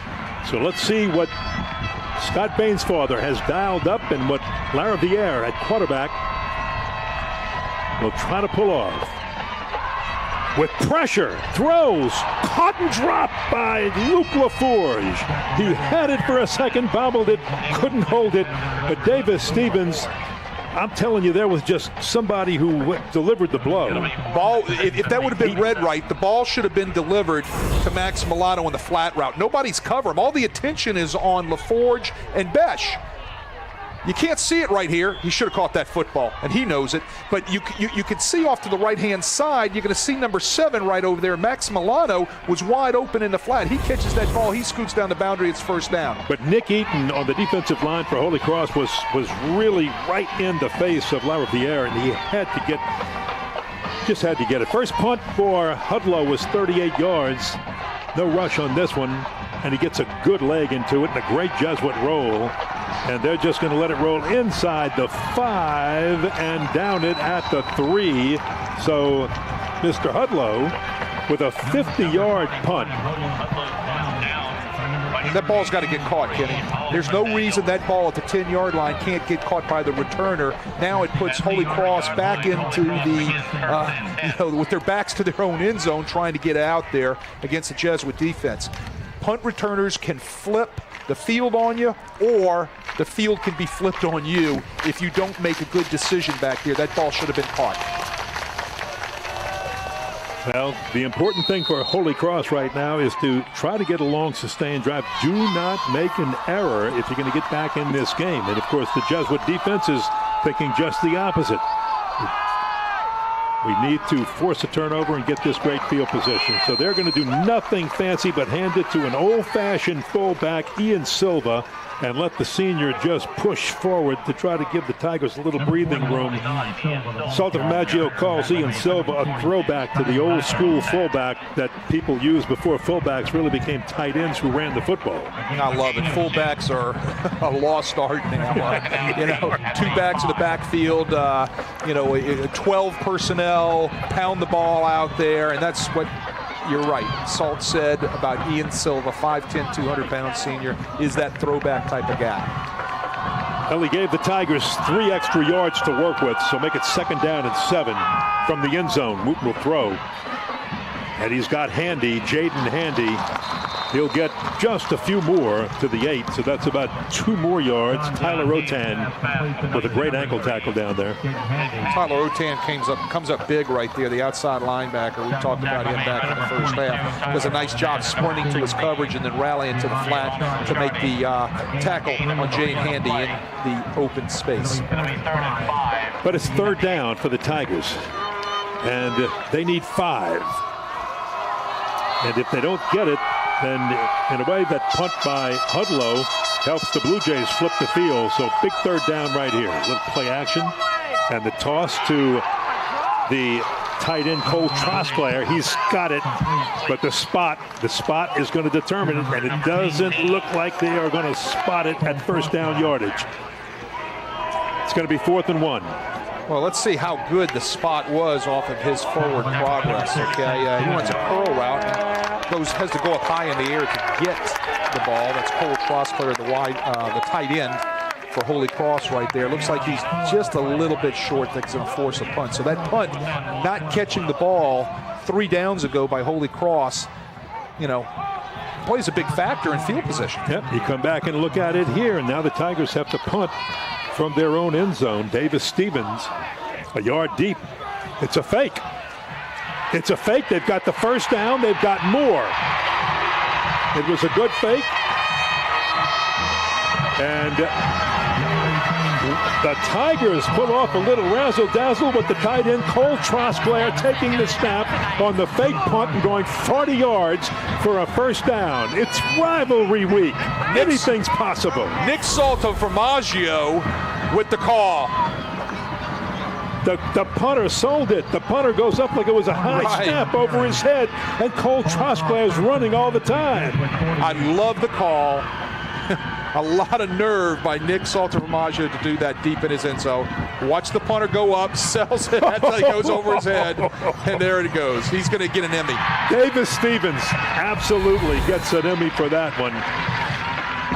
Number 2, Emery Franklin. Great so execution. Franklin on the run on first down into the hands of Dennis Garrity, but he, again, picks up positive yardage and moves the chains. Well, what great execution, but what I love about it is the nerve of the call. Sometimes you just got to take a chance. He took a chance, and Nick Salto-Formaggio, great effort, great call, great decision, and it worked out. And now the Tigers have momentum. Franklin got the first down on the first play after the fake punt. And we're going to take another look at that as Franklin runs out of bounds and gains half of the yardage he needs for another first down. Watch it again. They're going to block down. They're going to kick out. Look at the hole. They get up to the linebacker right there, Lojadis, and he's off to the races. Number 18 can't believe, Trostler can't believe that hole is so big right there. All he needs to do is pick up 4 to 5 yards, or 2 yards, I think, to get the first down. And hey, he picks up a lot more, and he got 40. Look at him. He's standing over the sideline. Right now, he's the hero of those Holy Cross Tigers. Yeah, he needed 2.5 and gave him 40. Not bad, huh? Now Franklin's been the workhorse on this drive, and the Blue Jays find a way to stop him as he hits a wall. Again on the carry.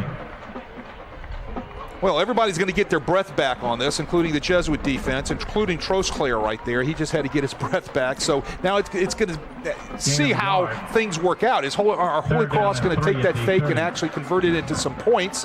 Or is this Jesuit defense going to stiffen up and as they have done all day, they've done a decent job shutting down this balanced attack from Holy Cross?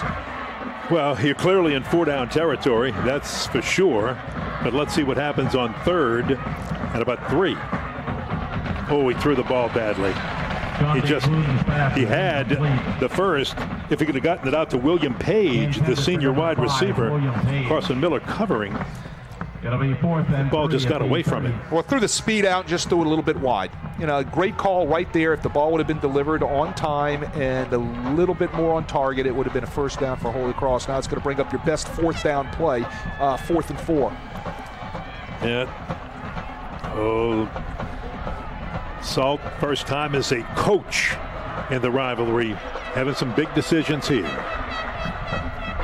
We're down to 3. Here comes pressure. Out to Franklin. Can he do it on his own? He's got the first. He's got the first down for the Tigers inside the 25, down to the 24. Johnson. On every offensive coordinator's call sheet, Kenny, they have a spot that says best athletes when you have to have it. Well, I'm telling you, on Holy Cross call sheet, it's number 1, Jalen Johnson. Get it into his hands. He'll get you the first down. Tell you what Salto-Formaggio says about this young man right here. Look at the room. He'll break a tackle. There's a flag. And he's pushed out of bounds at about the 7-yard line. But let's see what the flag is all about. I think that's coming back with a block in the back by the wide receiver. Can't see his number right now. It looks like number 5, William Page. Holding. Offense number 3. 10-yard penalty. Replay first down. Well, it was a holding on number 3, Jade Handy. And let's see if we can. Oh, yeah, absolutely. He's got him all wrapped up. We saw his right hand wrapped outside on Otan right there, just holding him not allowing him to get off the block and make a play, so that's going to come back every time. Well, I was watching the whole. I thought there was a hold on Carson Miller. It could have been on both, too. So either way, it could have gone. Absolutely. Now the Tigers are looking at 1st and 15. Big rush. And he dumps it off to Franklin. Another flag goes down. So this one's probably coming back as Franklin takes it, tight ropes it to the end zone. Touchdown, but hold everything because there's a flag that was thrown as soon as he released the football. So let's see. That's going to be one of two things, either a hold or a chop block.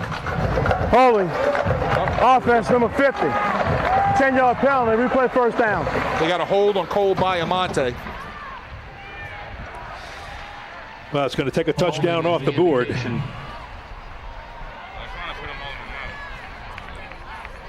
Remember, holding is from the spot of the foul, so it's 15 yards from the spot of the foul, so it should come back.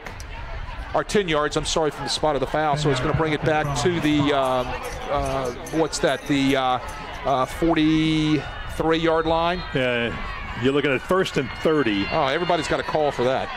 I mean, what do you look at on your call sheet for 1st and 30? Something that can get you about 15 on 1st and about 15 on 2nd. You're trying to get half of it. And anything else on 3rd. Or some of it.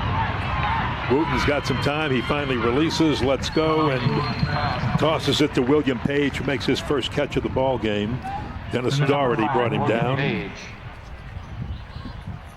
Now you want to pick up another chunk of it on 2nd down. You're just trying to get some chunks here so that way you can get back inside the sticks and make the snap extremely meaningful to get a 1st down or kick a field goal. Well, they will get this play off before the 3rd quarter clock runs down at least. Maybe another or two depending on the play. Wooten, he wants to go for it all. Had a man open and overshot him. Cole Trosclair was open. Cole Trosclair had gotten on top of Tyler Otan, who was covering him in his drop, and the ball was again overthrown and off target by Wooten. Wow. They're going to look back. knows, yeah. He knows, we had it again. They're going to look back on film, and they're going to say, oh, my goodness, that was another opportunity lost right there. That opportunity lost, the Franklin touchdown, called back off the boards by what was an obvious holding penalty. Now 3rd down. And he's going to chunk it along to the end zone. And it is intercepted. It was intended for Jalen Johnson. Well played, and the interception by Giovanni Licciardi. Licciardi comes down with it. He is beat on the route, but he covers a lot of ground as the ball's floating in the air, kind of wobbling. He gets there and takes it away from the receiver. What a turn of events off of a fake punt. They have a couple of holding penalties, puts them in a bad situation. Here's another look at it. The ball's kind of wobbly right here. Watch Licciardi catch up. He catches up right there at the end, undercuts the receiver, goes up in a high ball drill, and comes down with the interception. Great play by Licciardi, 5'10", 160-pound senior, to preserve a score for from the Holy Cross Tigers.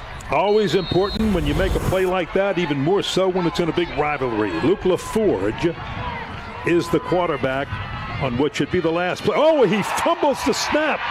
It was a low snap. He tried to pick it up. He couldn't. He throws, and it's right through the hands of Hollis McDaniels. And that's going to be it for the 3rd quarter. 4th time today, it's been a bad snap down at the shoestrings. That one just skates right past LaForge. I've been seeing this, as I said, a couple of weeks now. All I can say is Yogi Berra would say in a rivalry game like this, the way things are coming, it's not over.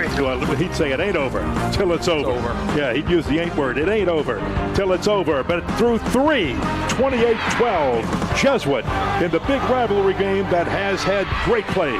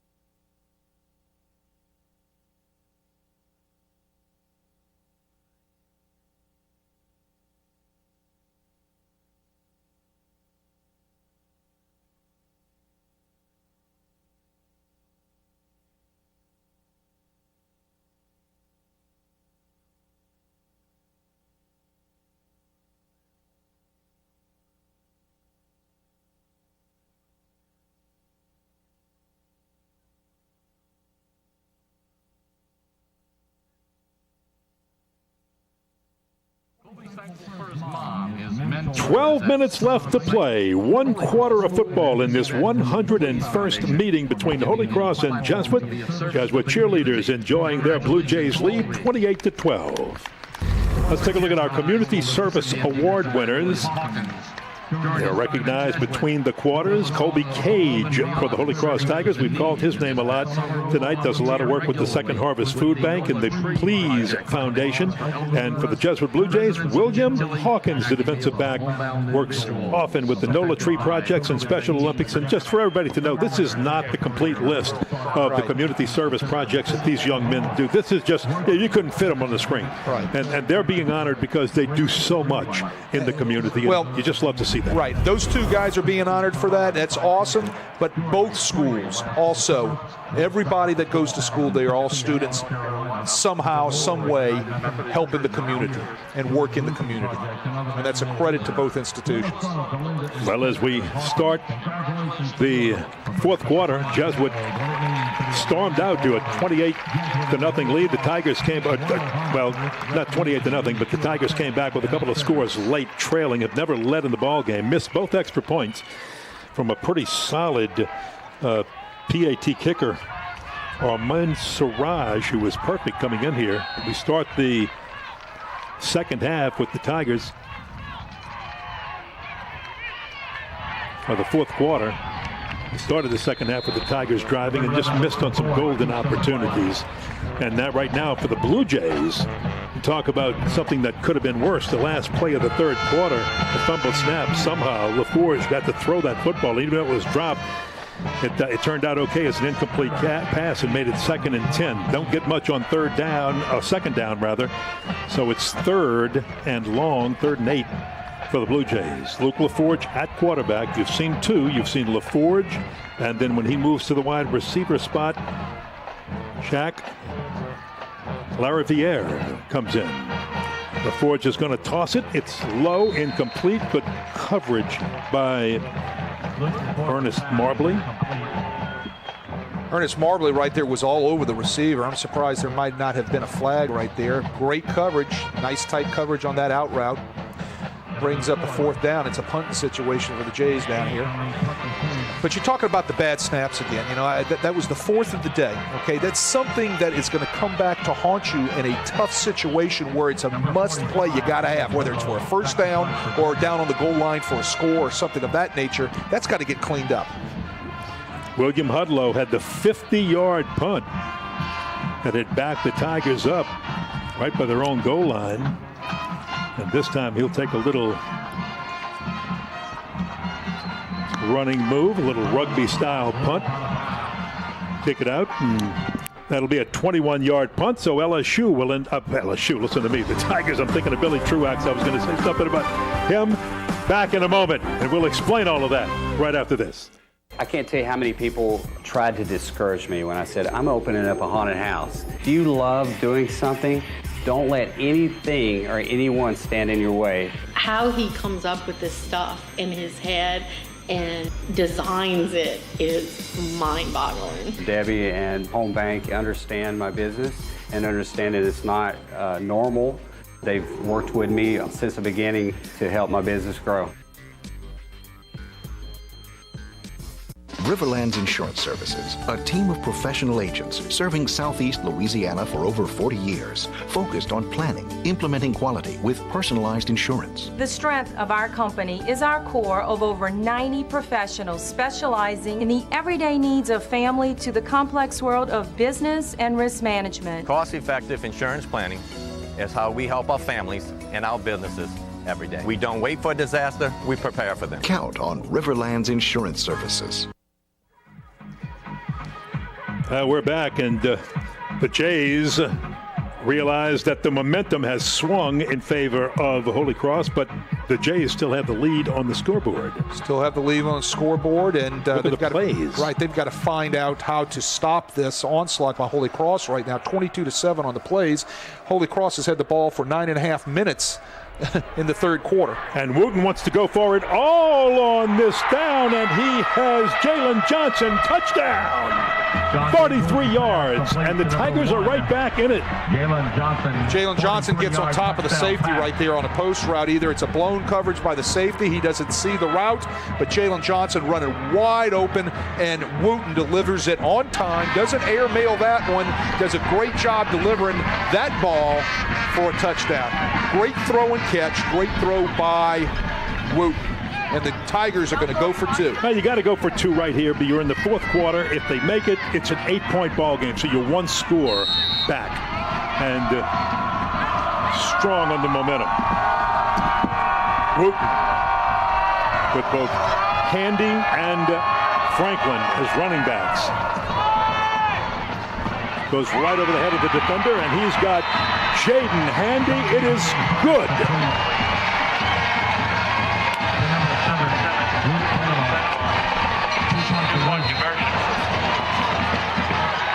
Here's your touchdown. A good throw by Wooten. Johnson had to wait on it just a little bit, then got it, and then the 2-point conversion to follow. They go to Jaden Handy. Our pre-owned department is magnificent. We are Kelly Blue Book authorized dealer. All makes and models, we're buying them every day. We will purchase your vehicle. We will pay off your existing loan, whether you buy a car or not. Your home for the best in coverage of pro, college, and prep sports in the New Orleans area is CrescentCitySports.com. Whether it's news, opinions, live video webcasts of high school sports, or Louisiana's best prep football scoreboard, you can get it all at Crescent City Sports.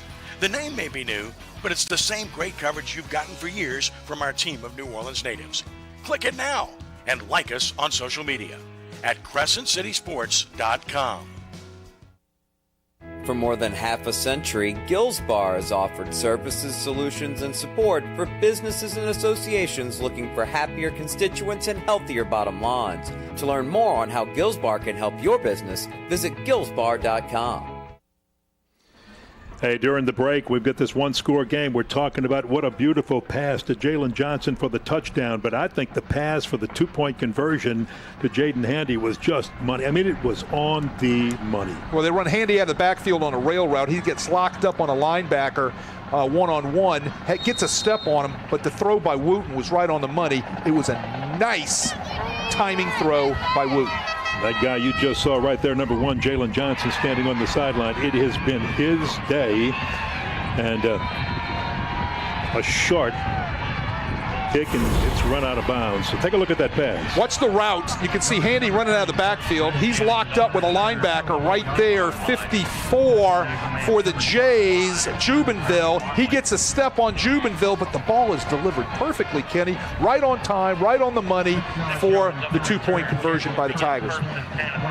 Now, what do we say about rivalry week? What do we say about big leads, big deficits? You just keep playing hard, because usually somebody gets out, somebody comes back, and it comes down to a play or two, and we're 1 score away.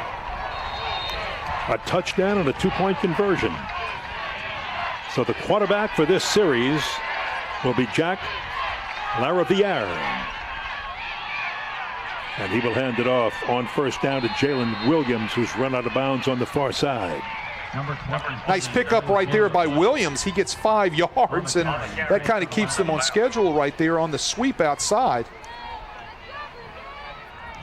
He gets the edge, and that's something that you haven't seen Jesuit do with their running backs much today, is get outside on the edge. You usually see their quarterbacks get outside on the edge, but not their running backs, Hughes or Williams. Second down. Remember, the first half, Jesuit just took slow, methodical drives and ate the clock. They just ball control all the way. And let's see if that's what they're trying to establish right here. Laraviere keeps it, turns it in. He's to the 25, but that'll be short of the first down. Pacheco on the stop. What type of adjustments has the Holy Cross defense made in this half for them to have this kind of success they're having in the second half? Well, right there you can see that they had a nice hole that shut down real quick for Laraviere. And what ended up taking place right there is they had somebody actually watching the quarterback run. Somebody spying the quarterback run. So I see that as one adjustment right now. And the next thing is they've turned up their tempo a little bit. They've gotten a little bit more intense. Third down, 5. Jays have to move the chains right here. Keep the momentum going. Rivalry's got a wide open man, and he's got him. That's Luke LaForge, the other quarterback who goes to wide receiver when Rivalry is at quarterback, and that's the big play Jesuit needed to make a difference. LaForge just slips right behind the safety route right there. Where is Remy Farrar going right there? He had him covered. They were in a too-high secondary. LaForge slips right behind him. Farrar just leaves him wide open right there. And then it took Cage to run him down and catch him. Well, it's taken 3 quarters and 2.5 minutes of the fourth quarter for Rivalry to finally connect with Luke LaForge, but what a big play. 3rd and 5, and it was looking bleak, and they turned in the big play they needed as Baron Sorrell rides Rivalry down. There's one of those quarterback runs again, trying to get out on the edge with the quarterback. Sorrell just runs him down and takes him out of bounds. We've seen that already in the first half where they're going to block out on the edge, they're going to block down, pull a guard out there, try to get a kick on the corner, and get their quarterback running out on the edge, whether it's LaForge or Rivalry. It's a huge part of their running game, running those quarterback runs. They've been practicing it all week, and I'm sure that was a huge part of their game plan coming in to today. Luke Besh has made some big catches, but Jace Larson has been the guy that's really hurt this defense. Rivalry is running for the first down. He's got enough to move the chains, and that's big for Jack Rivalry. It's another quarterback run, design draw, catch the ball, set your feet, look downfield, run everything off, set your feet, get a block, tuck it, let's run it. Quarterback draw, run. Somebody got him low. Gavin O'Connor finished him up high, but not until Rivalry had moved the chains, and that is so important for him. So 1st and 10, Jesuit on the drive. Inside the 25-yard line of the Tigers.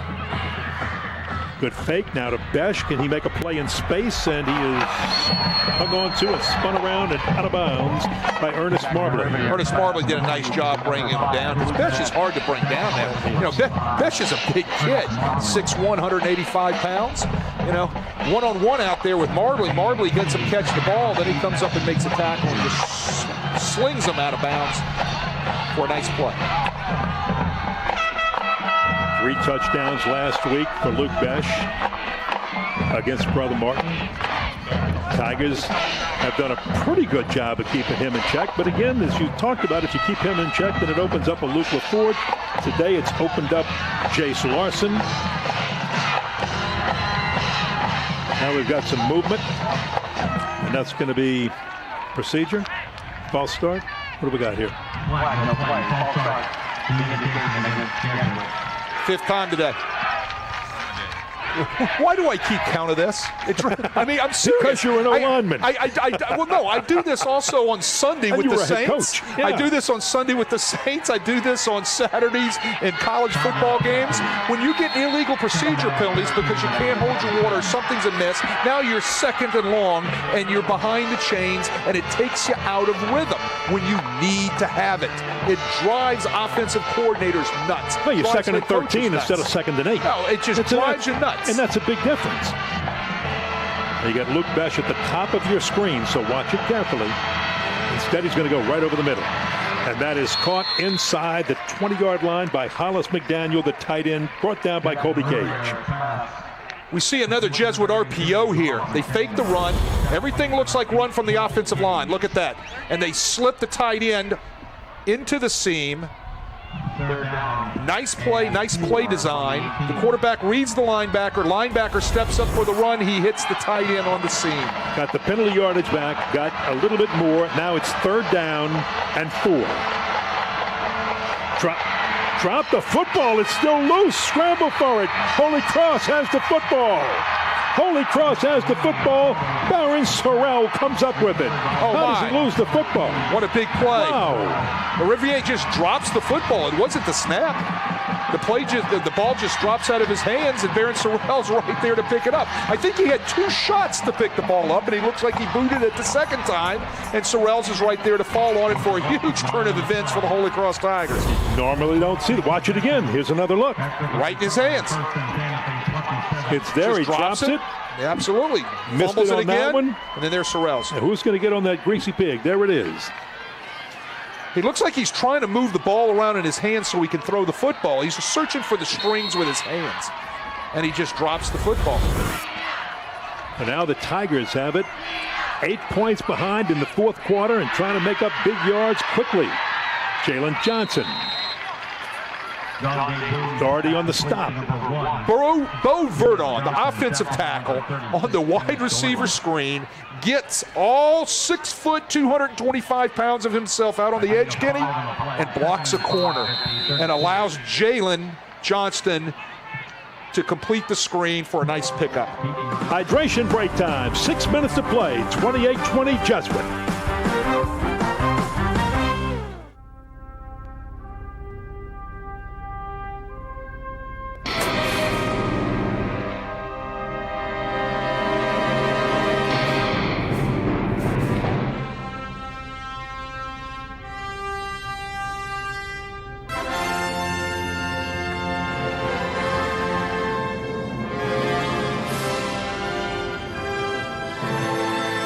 Louisiana Dental Center, your dental home team. 42 years in a row. Ford F-150, #1 seller in America. What about in the USA? Let's see, what about in the world? Who sells more trucks than Ford? Nobody. It's because the Lamarck team is the real team. All that makes it happen is one goal. Everybody having a great experience at Lamarck Ford. We became #1 for a reason, because we're good. And we need to prove it every day, every deal, all the time. That guy right there, Jalen Johnson, 9 catches, 143 yards, 2 touchdowns. Wooten's looking his way again. Pressure comes and Wooten goes down.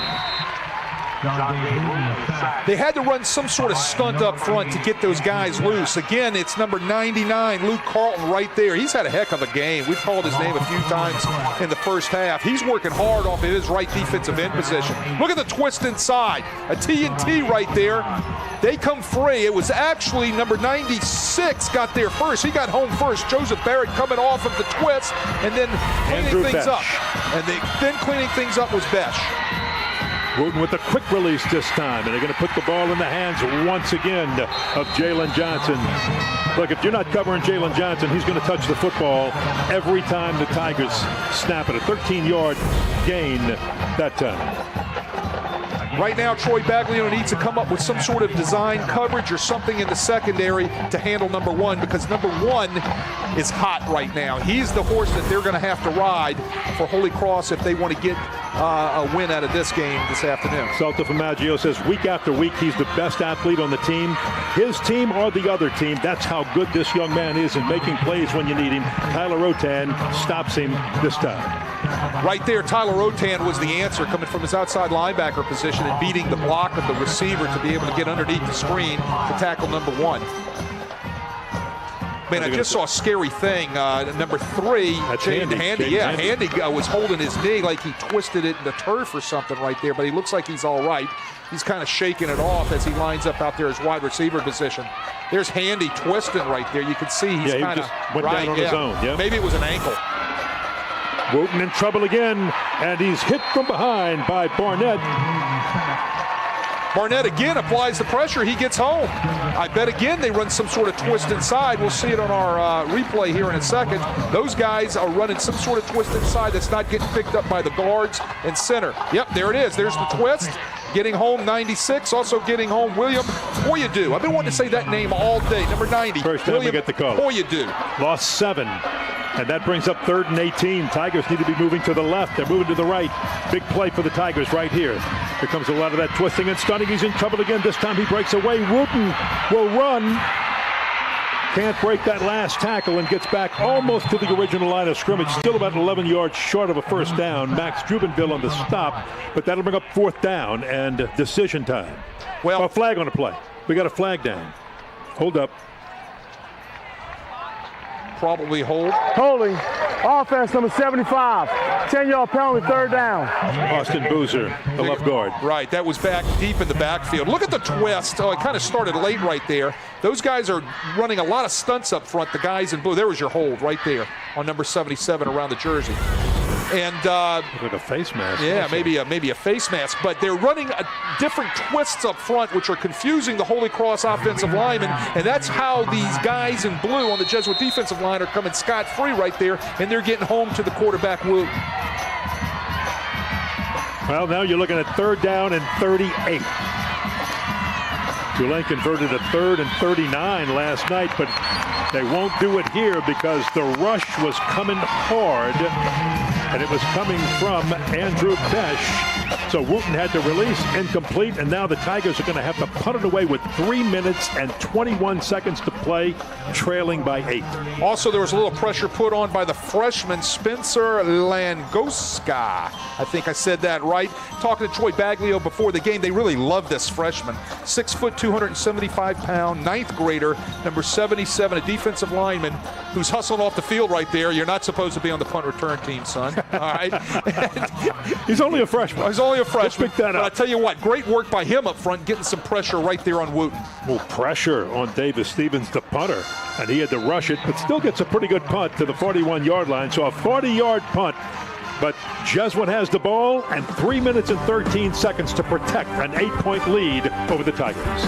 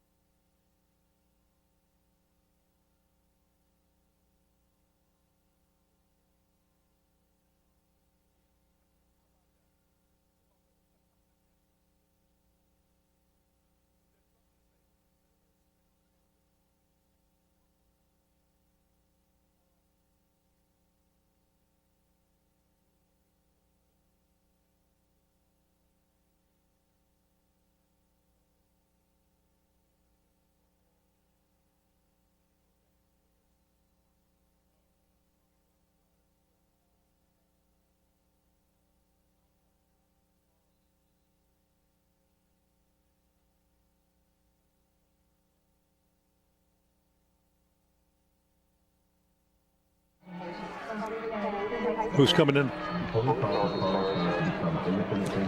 That's all right. We were just saying who's coming in at quarterback, and it's going to be Luke LaForge, not Jack Laraviere. That's all right. And LaForge, folks, who made that big catch for a first down, is going to run. He's a hard-nosed running. Look at this. Somehow he breaks through, but the whistle was blown, and they blew the play dead. Now, a late flag is thrown here. So not quite sure what this one's going to be about, but Scott Bainsfather is out there going, hey, wait a minute, what are you doing? What are you throwing a flag down for? Well, I've kind of got the clue in on what's going to happen here. It's a dead ball foul. It's going to probably be on number 83, the tight end, Hollis McDaniel, giving the what to one of the Holy Cross defenders just after the end of the play. Dead ball, personal foul, number 33, 15-yard penalty, 2nd down. Well, I think they've got the numbers wrong. I think it was number 83, not 33. 33 wasn't even on the field for the play. So, but there you go. You know, that's the thing. Again, they're behind the sticks, and that's not where they want to be. Well, now you're looking at the Blue Jays having to pull off a 3-minute offense to keep just walk away with the victory on this one. Holy Cross, knowing that they've got to force a turnover, they've got them backed up. You're looking at, again, goodness, 2nd down and forever. LaForge is going to throw it, has a man open, and Besh reaches up, and does he make the catch? He does. Luke Besh for the first down. We saw this in the first half, Kenny. It was a double move by Besh on the out and up or the hitch and go.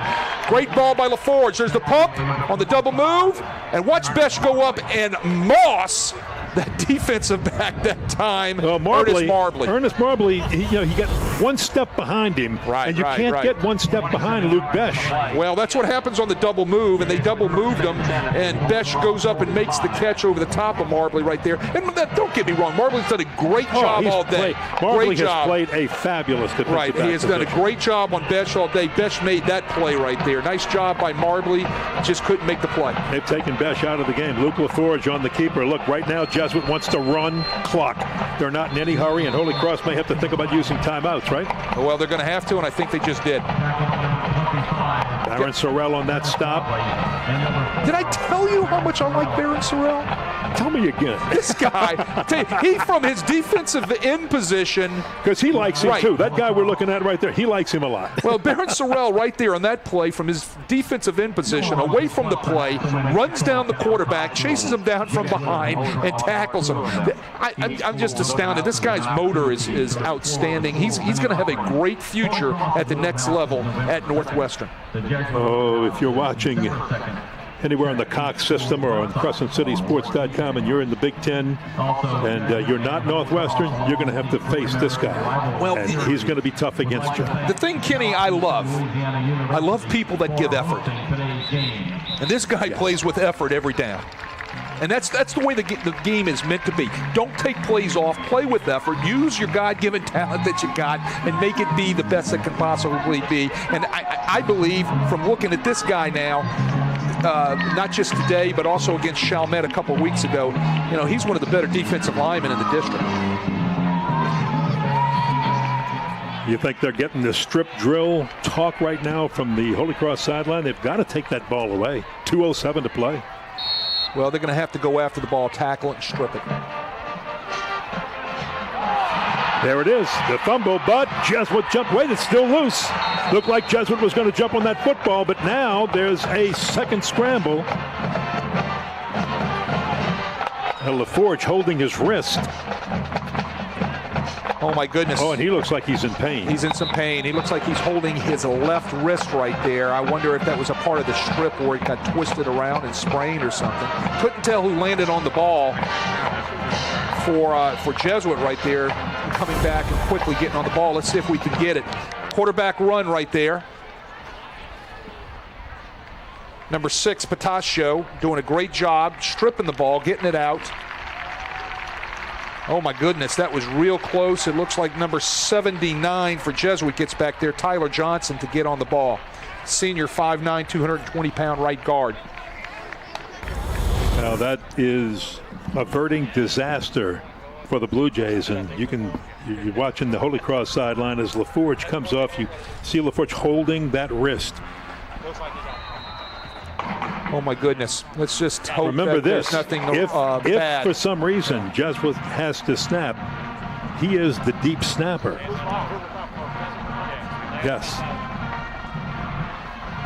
Luke LaForge is your deep snapper.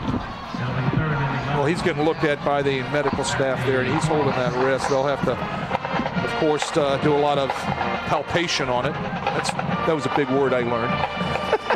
All right, but they're going to have to feel around on it, see if anything's sticking out, and sooner or later, if there's an issue, they're going to have to x-ray that thing. Let's hope there's nothing wrong with that young man's wrist. You hate to see that this late in the rivalry game. Well, I think that was the final Holy Cross timeout because they had used one early on. That is correct. That is their final timeout with 1:58 left to go in the game, looking at a third down. Big third play down right and here. 11. Big play right here for Holy Cross. Remember, there's only a few plays that go around the plate of a dinner, right? A few main items, and one of those main items is a third down and 11 right now for Holy Cross. Riviere in at quarterback for the injured Luke LaForge now. Here's your 3rd and 11 play. Play action. He's got a man, throws behind him just a little bit, and he can't catch up to the football. He was aiming it for Luke Besch, and Ernest Marbley was covering. Had 2 receivers in the area. Now you've got 4th down. Do you punt, or do you just go for it? And then if you don't make it, you trust your defense to be able to defend 60 yards or so. You run as many seconds off that clock as possible. You time out it and you punt the football. That's what you do. And then I think, if I'm not mistaken, it looks like that's what Jesuit's doing. Jesuit timeout. So you're home for the latest sports news in Southeast Louisiana. Gives us time to remind you of this is CrescentCitySports.com. Crescent City Sports offers unique features and opinions from a team of local writers, plus live web streams of high school games and Louisiana's best prep football scoreboard. It's all at CrescentCitySports.com. Did you know that the Kenny Trahan original Prep Football Friday Night Scoreboard is one of the best in the nation, the first of its kind of the entire nation, one of the absolute best? Well, that's why I listen to it. 26 years old. People have called him from all over the nation saying, how do we put this together? And it's complicated and tedious, and many have tried, but few have been able to do it. Well, he's got it down to a science. Yes, he does such a great job, and then also they do such a great job on Saturday morning, which I listen to constantly, the Three Tailgaters with he and Ed Daniels. Absolutely. So that's why you were an O-line guy. You counted 3 tailgaters with he and Ed Daniels. There you go. And I'm also an O-line guy. I forgot that the clock stopped on the pass there that was incomplete, and so why would I say run the clock all the way down? But they took a timeout. They're going to punt the ball, which I think is the smart thing to do. Well, we thought you were talking about a run around like that he might do here on this rugby-style punt. And he's going to get a great Jesuit roll on this, and they're going to have to let it go now, and it's going to roll down and give out. Oh, man. Inside the 5. You're going to go nuts again on this. I know it. You know what I'm going to do. Holy Cross has got a minute 37. They got to go about 98 yards. First of all, the first thing you do is you see him rugby punt to his right because he's a right-footed kicker. You got to get your return guy quickly in position when the ball's in the air to catch that ball or to field it when it hits the ground. You can't let that ball roll all the way down inside the 5-yard line, which it did. And now Holy Cross is looking at a monumental task, going 98 yards in a minute 37 seconds and no timeouts. With no timeouts. Correct. When Jesuit needed 2 big punts, they got a 50-yarder and a 44-yarder from Hudlow, and that's something really special. William Hudlow. We've seen some great plays and some not good plays today in special teams, right? Special teams have played an important part in this football game this afternoon. Well, here's first down. Makes the catch, can't get out of bounds. That's William Page near the far sideline. Clock continues to run. A long way to go. You need 8 points. You need the touchdown. You need the 2-point conversion. Clock still running. Way too much time to get this play. It's already, they've lost about 10 seconds trying to get this play. Now Wooten calls for it. And now Johnson will get out of bounds. Well, that's the thing you're going to have to do. He's going to have to work the boundary and get himself in position where he can get out of bounds and stop the clock until he can get over the 50-yard line, something of that nature, where when it forces you to have to take that shot downfield. Keep your eye up on the top of your screen. That's been the 2 big playmakers in this game. Jalen Johnson, the wide receiver, and Cole Trosclair, your tight end. You got 2 receivers down to the bottom of your screen, but Wooten's looking to the top of the screen. He's going to look over the middle. It is almost picked off on the old tip drill, but incomplete. Intended for Cole Trosclair. Also look for somewhere, and I would be surprised if we don't see it, some sort of hook and lateral, something of that nature, where they can get the ball into a receiver's hands and they can lateral it back to number 3 or to number 1. They're 2 playmakers. Last year, this game came down to the final moments. Jesuit won it 20-14. Similar this year. Instead of 6, there's an 8-point difference. But the Tigers have 1 minute, and they are 81 yards away. Up high, Trosclair can't pull it down, incomplete. Jesuit sitting in zone, nothing but a prevent defense. You know, there's a lot of criticisms in the game of football about prevent defenses, but you got to also be in the defense that you know that your kids can actually activate and that they can actually execute in. Now it's 3rd down. If Tigers are 4 of 10 on 3rd down conversions. Of course, it's 2-down territory, 57 seconds, but they've got to move the chains one way or the other. Wooten with time, it finally deteriorates, and he goes down. One thing you couldn't have happened there. And the left side, Besh Johnson coming in hard. That was Besh pulling down the quarterback right there. Great job by Andrew Besh, 6'2", 205-pound senior, getting home again off of a twist by that Jesuit defensive line up front. And Holy Cross in the fourth quarter has not been able to pick up those twists. Here's your game right here, 4th down and forever, 4th and 20. He's going to toss it over the middle to Jaden Handy. It's going to be very close. He's at the 30-yard line. He's got the first down. That'll stop the clock with 17 seconds. No timeouts for Holy Cross. Tyler Otan made the stop. Clock the ball. They're going to have to clock the ball. Down to 13 seconds, and he finally clocks it with 12 showing on the clock. So now they're going to line up their play. They're going to line up something extremely deep on a Hail Mary, or they're going to line up something along the lines of a hook and lateral, or some sort of they might have a shot at throwing it out of bounds, or an out of bounds play right off of the sidelines and some sort of quick out.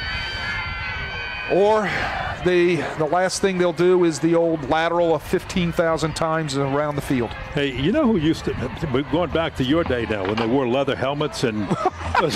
Thanks. Hold on for a second. I appreciate that. Hey, they throw one little pass out there, and you have 8 guys following, and they just keep lateraling back, and boom, and they'd go all the way down the field. Worked really good for Notre Dame and Newt Rockney and George Gipp and... All right. Well, I think they might have one. They can take one play here and try to get it close to their boundary, get the stick, so that way it moves it a little bit farther down the field, and then they can try to air it out into the end zone on the strength of the arm of Wooten. Well, the Holy Cross Tigers need something from that category of Newt Rockney and George Gipp. They need a prayer. Either that or look for the old hook and lateral right here. 12 seconds, maybe one play, 2 if they're lucky. Wooten will step in. He'll throw it to Jalen Johnson. The blue jerseys converge. He goes down. 4 seconds, 3 seconds. I don't know if they can. They've got to stop the clock to move the chains. Can they clock it with 1 second or 2 seconds and just waste one? He clocks it. The clock ticks down to 0. And Eddie Alamur, the referee, says, wait a minute. For a moment, he waved it off and said the game was over. And now the officials are going to confer. I think they might put 1 second back on that clock. They might put a second on the clock. Let's see.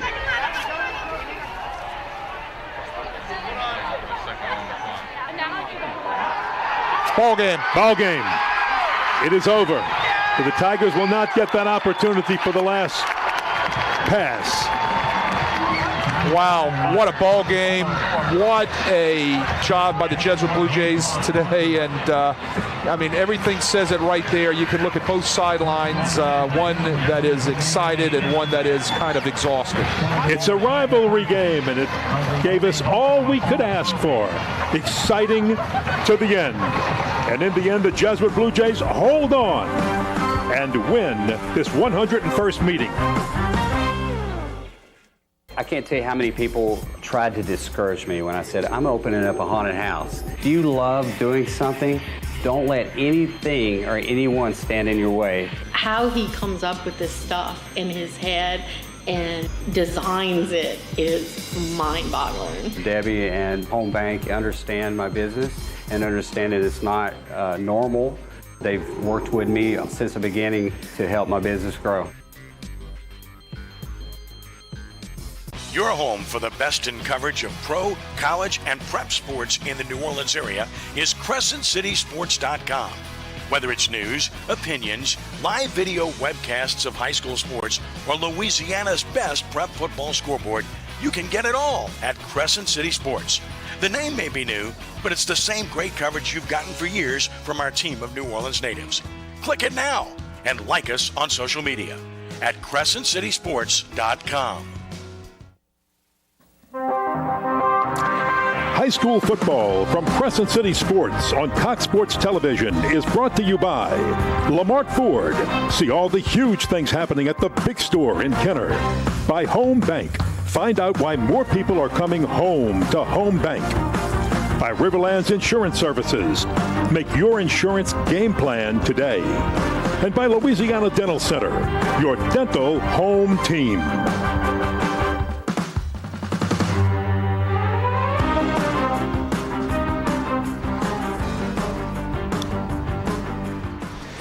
have David Morrow, the Jesuit Athletics Director, just got the trophy presented to him by Mr. Kirkwood, the Athletics Director of Holy Cross. And, boy, that's a special trophy.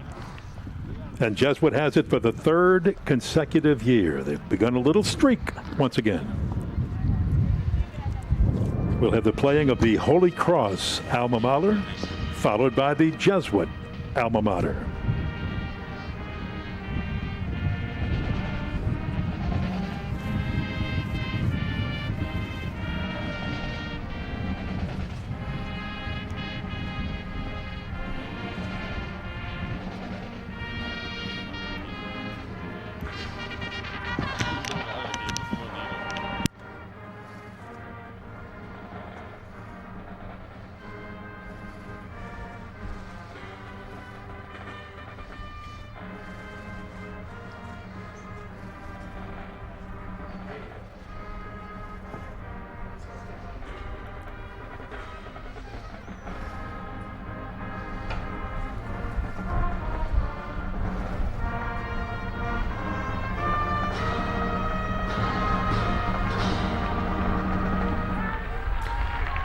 And now we'll have the Jesuit alma mater. Always the home team goes last.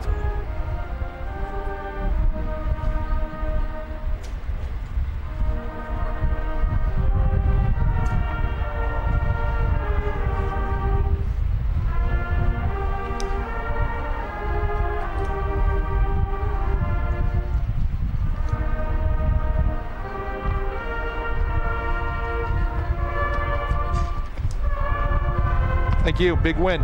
Good job. Thank you, brother. Thank you. Me too. Me too.